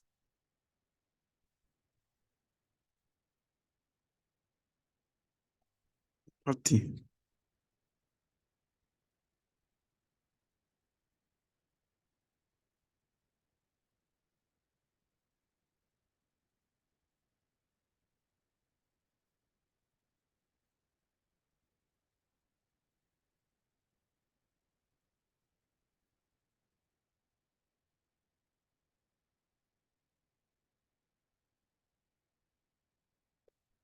What is the problem here?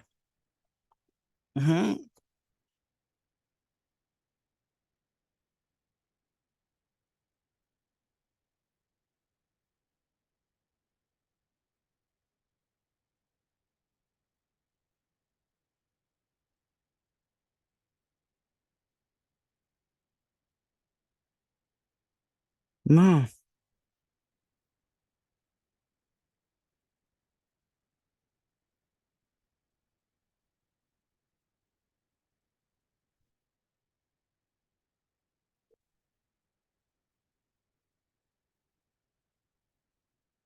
let me add PD left to be 29.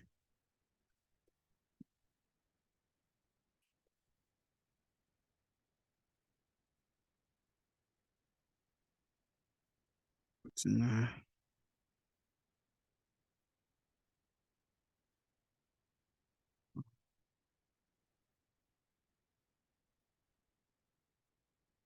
no, before I remove the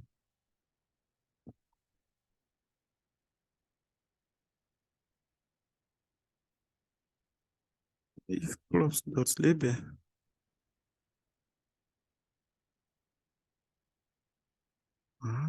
If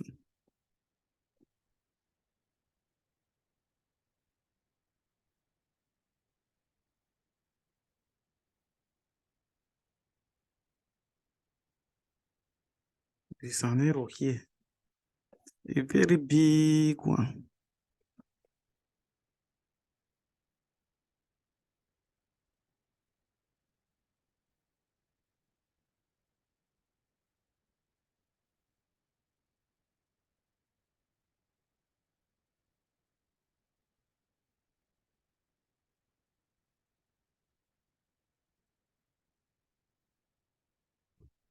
Now I'm saying that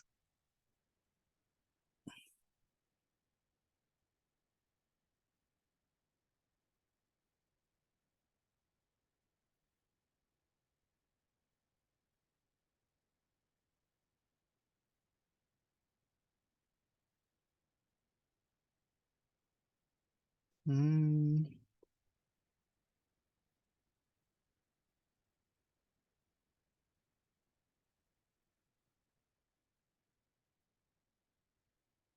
let me try this one.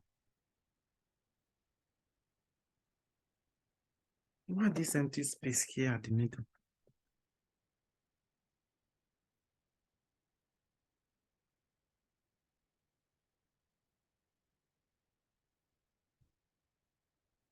Because of the size, because of the size, because of the size. Let me check. Here I have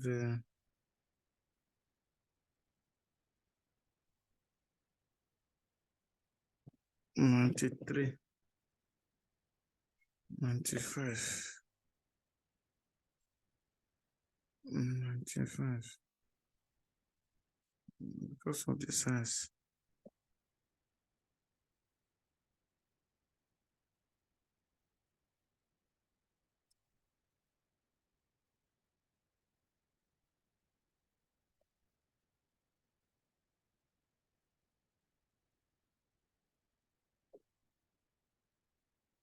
No.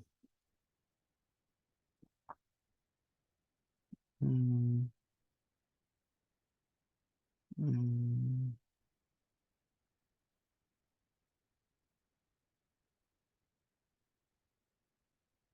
It's no longer acting as a flex.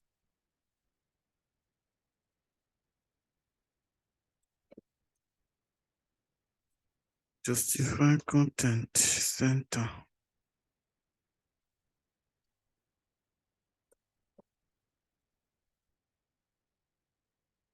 Align items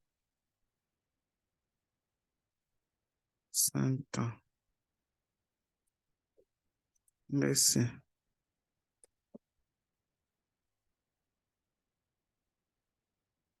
Mm, it's a big problem here.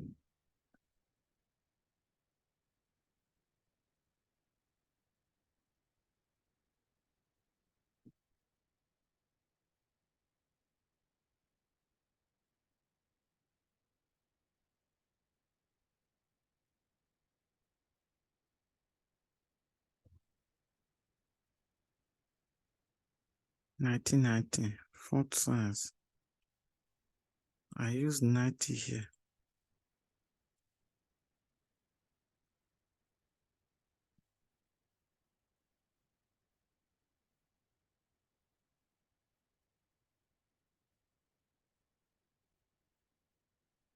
The left.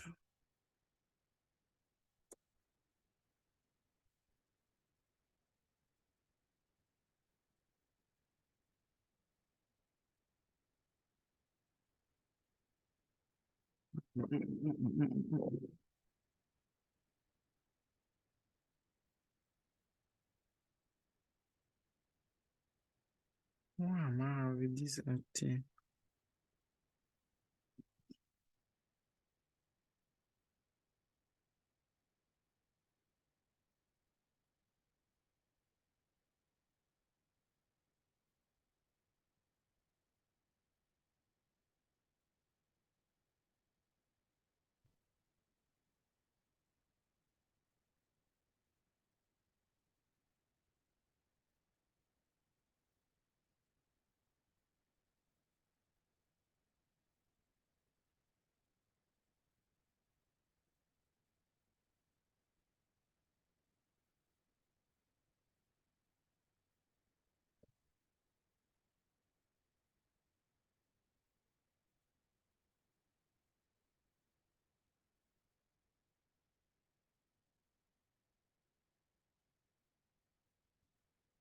Mm, ah,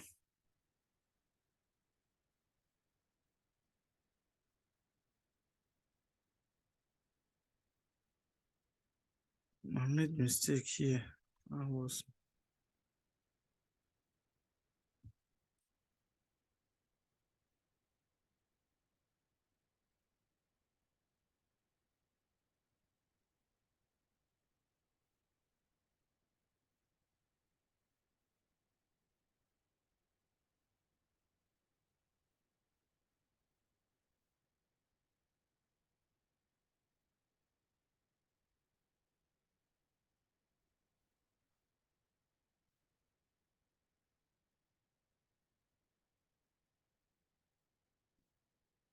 having them.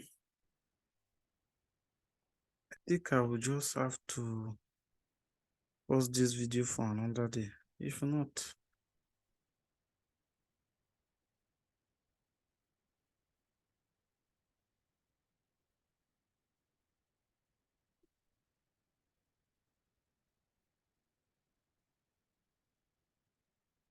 I'll pause the video for another day.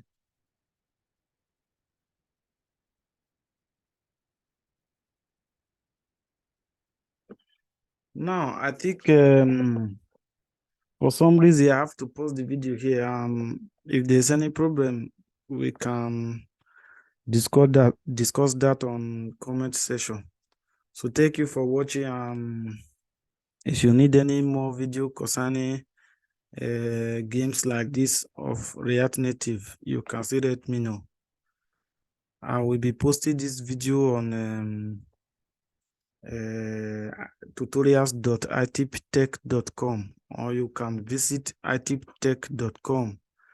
Then from there you will go to tutorial. From tutorial you can see every video I will be posting. And thank you for watching, and I wish you good luck.